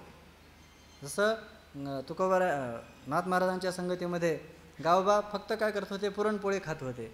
तसं मला एक उदाहरण आठवतं आपल्या गुरुवारी बाबांच्या सानिध्यामध्ये नारायण महाराज. म्हणजे ते आता एवढं म्हणजे गावबा महाराजांचं जे उदाहरण आहे तशा पद्धतीने त्यांच्या जीवनामध्ये इतका बदल झालेला आहे, ते एक म्हणजे मला आश्चर्य वाटतं. तुका म्हणे आयशा हाती मज श्रीपती वाचवा. तुकोबाराय म्हणतात की आशाच्या हातून मला वाचवा. म्हणजे जसं ते कवी बाबा सांगत असतात की अरसिकेशु कवित्वम शिरसी मालिख मालिख मालिख. म्हणजे जो अरसिक मनुष्य आहे त्यांच्या सभेमध्ये, अरसिक लोकांच्या सभेमध्ये मला कवित्व करण्याची जी काही वेळ आहे ती माझ्या नशिबामध्ये माझ्या प्रारब्धामध्ये लिहू नको लिहू नको लिहू नको. तसं तुकोबाराय म्हणतात तुका म्हणे आयशा हाती मज श्रीपती वाचवा. आशा पुरुषांना आशांच्या हातून मला वाचवा, म्हणजे आशांना उपदेश करण्याची वेळ माझ्यावर येऊ देऊ नका, अशा प्रकाराने त्या पुरुषांच्याबद्दल बोलतात. झालेली सेवा या ठिकाणी माऊलींच्या चरणी गुरुवर्य बाबांच्या चरणी समर्पित करतो. मला असं वाटलं की जे वेळ वेळेच्या आधी सगळं होऊन जाईल, परंतु उलट झालं. त्याबद्दल जे काही अधिक वेळ गेला सर्वांची क्षमा मागतो आणि या ठिकाणी थांबतो. पुंडलिक वरदाहरी विठ्ठल श्री ज्ञानदेव तुकाराम पंढरीनाथ भगवान की जय. माऊली ज्ञानेश्वर महाराज की जय.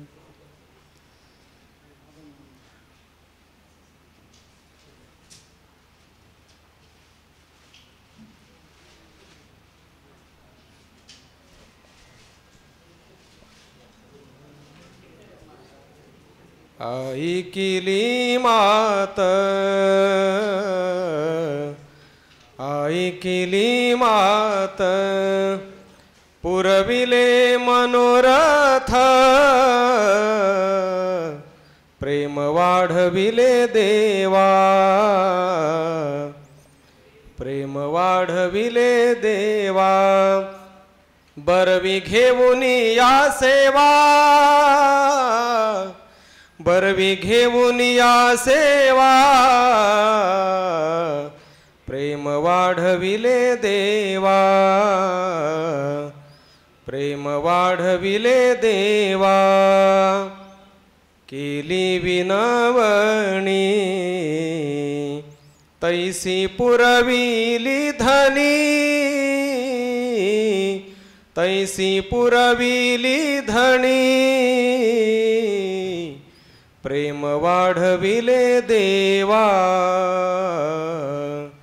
प्रेम वाढविले देवा, तुका म्हणे काया, तुका म्हणे काया, रसा कुरुंडी वरोनिया, रसा कुरुंडी वरोनिया, प्रेम वाढविले देवा, प्रेम वाढविले देवा, बरवी घेऊन या सेवा, बरवी घेऊन या सेवा, प्रेम वाढविले देवा, देवा, प्रेम वाढविले देवा. ज्ञानदेव तुकाराम, ज्ञानदेव तुकाराम, ज्ञानदेव तुकाराम, ज्ञानदेव तुकाराम, ज्ञानदेव तुकाराम, ज्ञानदेव तुकाराम, ज्ञानदेव तुकाराम, ज्ञानदेव तुकाराम, ज्ञानदेव तुकाराम, ज्ञानदेव तुकाराम, तुकाराम तुकाराम तुकाराम तुकाराम तुकाराम. पुंडलिक वरदाहरी विठ्ठल श्री ज्ञानदेव तुकाराम. माऊली ईश्वर ज्ञानेश्वर महाराज की जय. जगद्गुरु तुकाराम महाराज सद्गुरु की जोग महाराज. महाराज की जय. यानंतरचं सत्र बरोबर 6 वाजता प्रारंभ होईल. कृपया प्रवचन चालू असताना आपले फार मोबाईल वाजतात. हॉलमध्ये प्रवेश केल्याबरोबर आपले सर्वांचे मोबाईल सायलेंट केले तर बरं होतील. आज जास्त प्रमाणात मोबाईल वाजत आहेत. समोर बसलेल्या व्यक्तींचं लक्ष विचलित होतं आहे. त्यामुळं हॉलमध्ये आलं की लगेच आपला मोबाईल सायलेंट करून ठेवा. आणि ज्यांना सायलेंट करता येत नसेल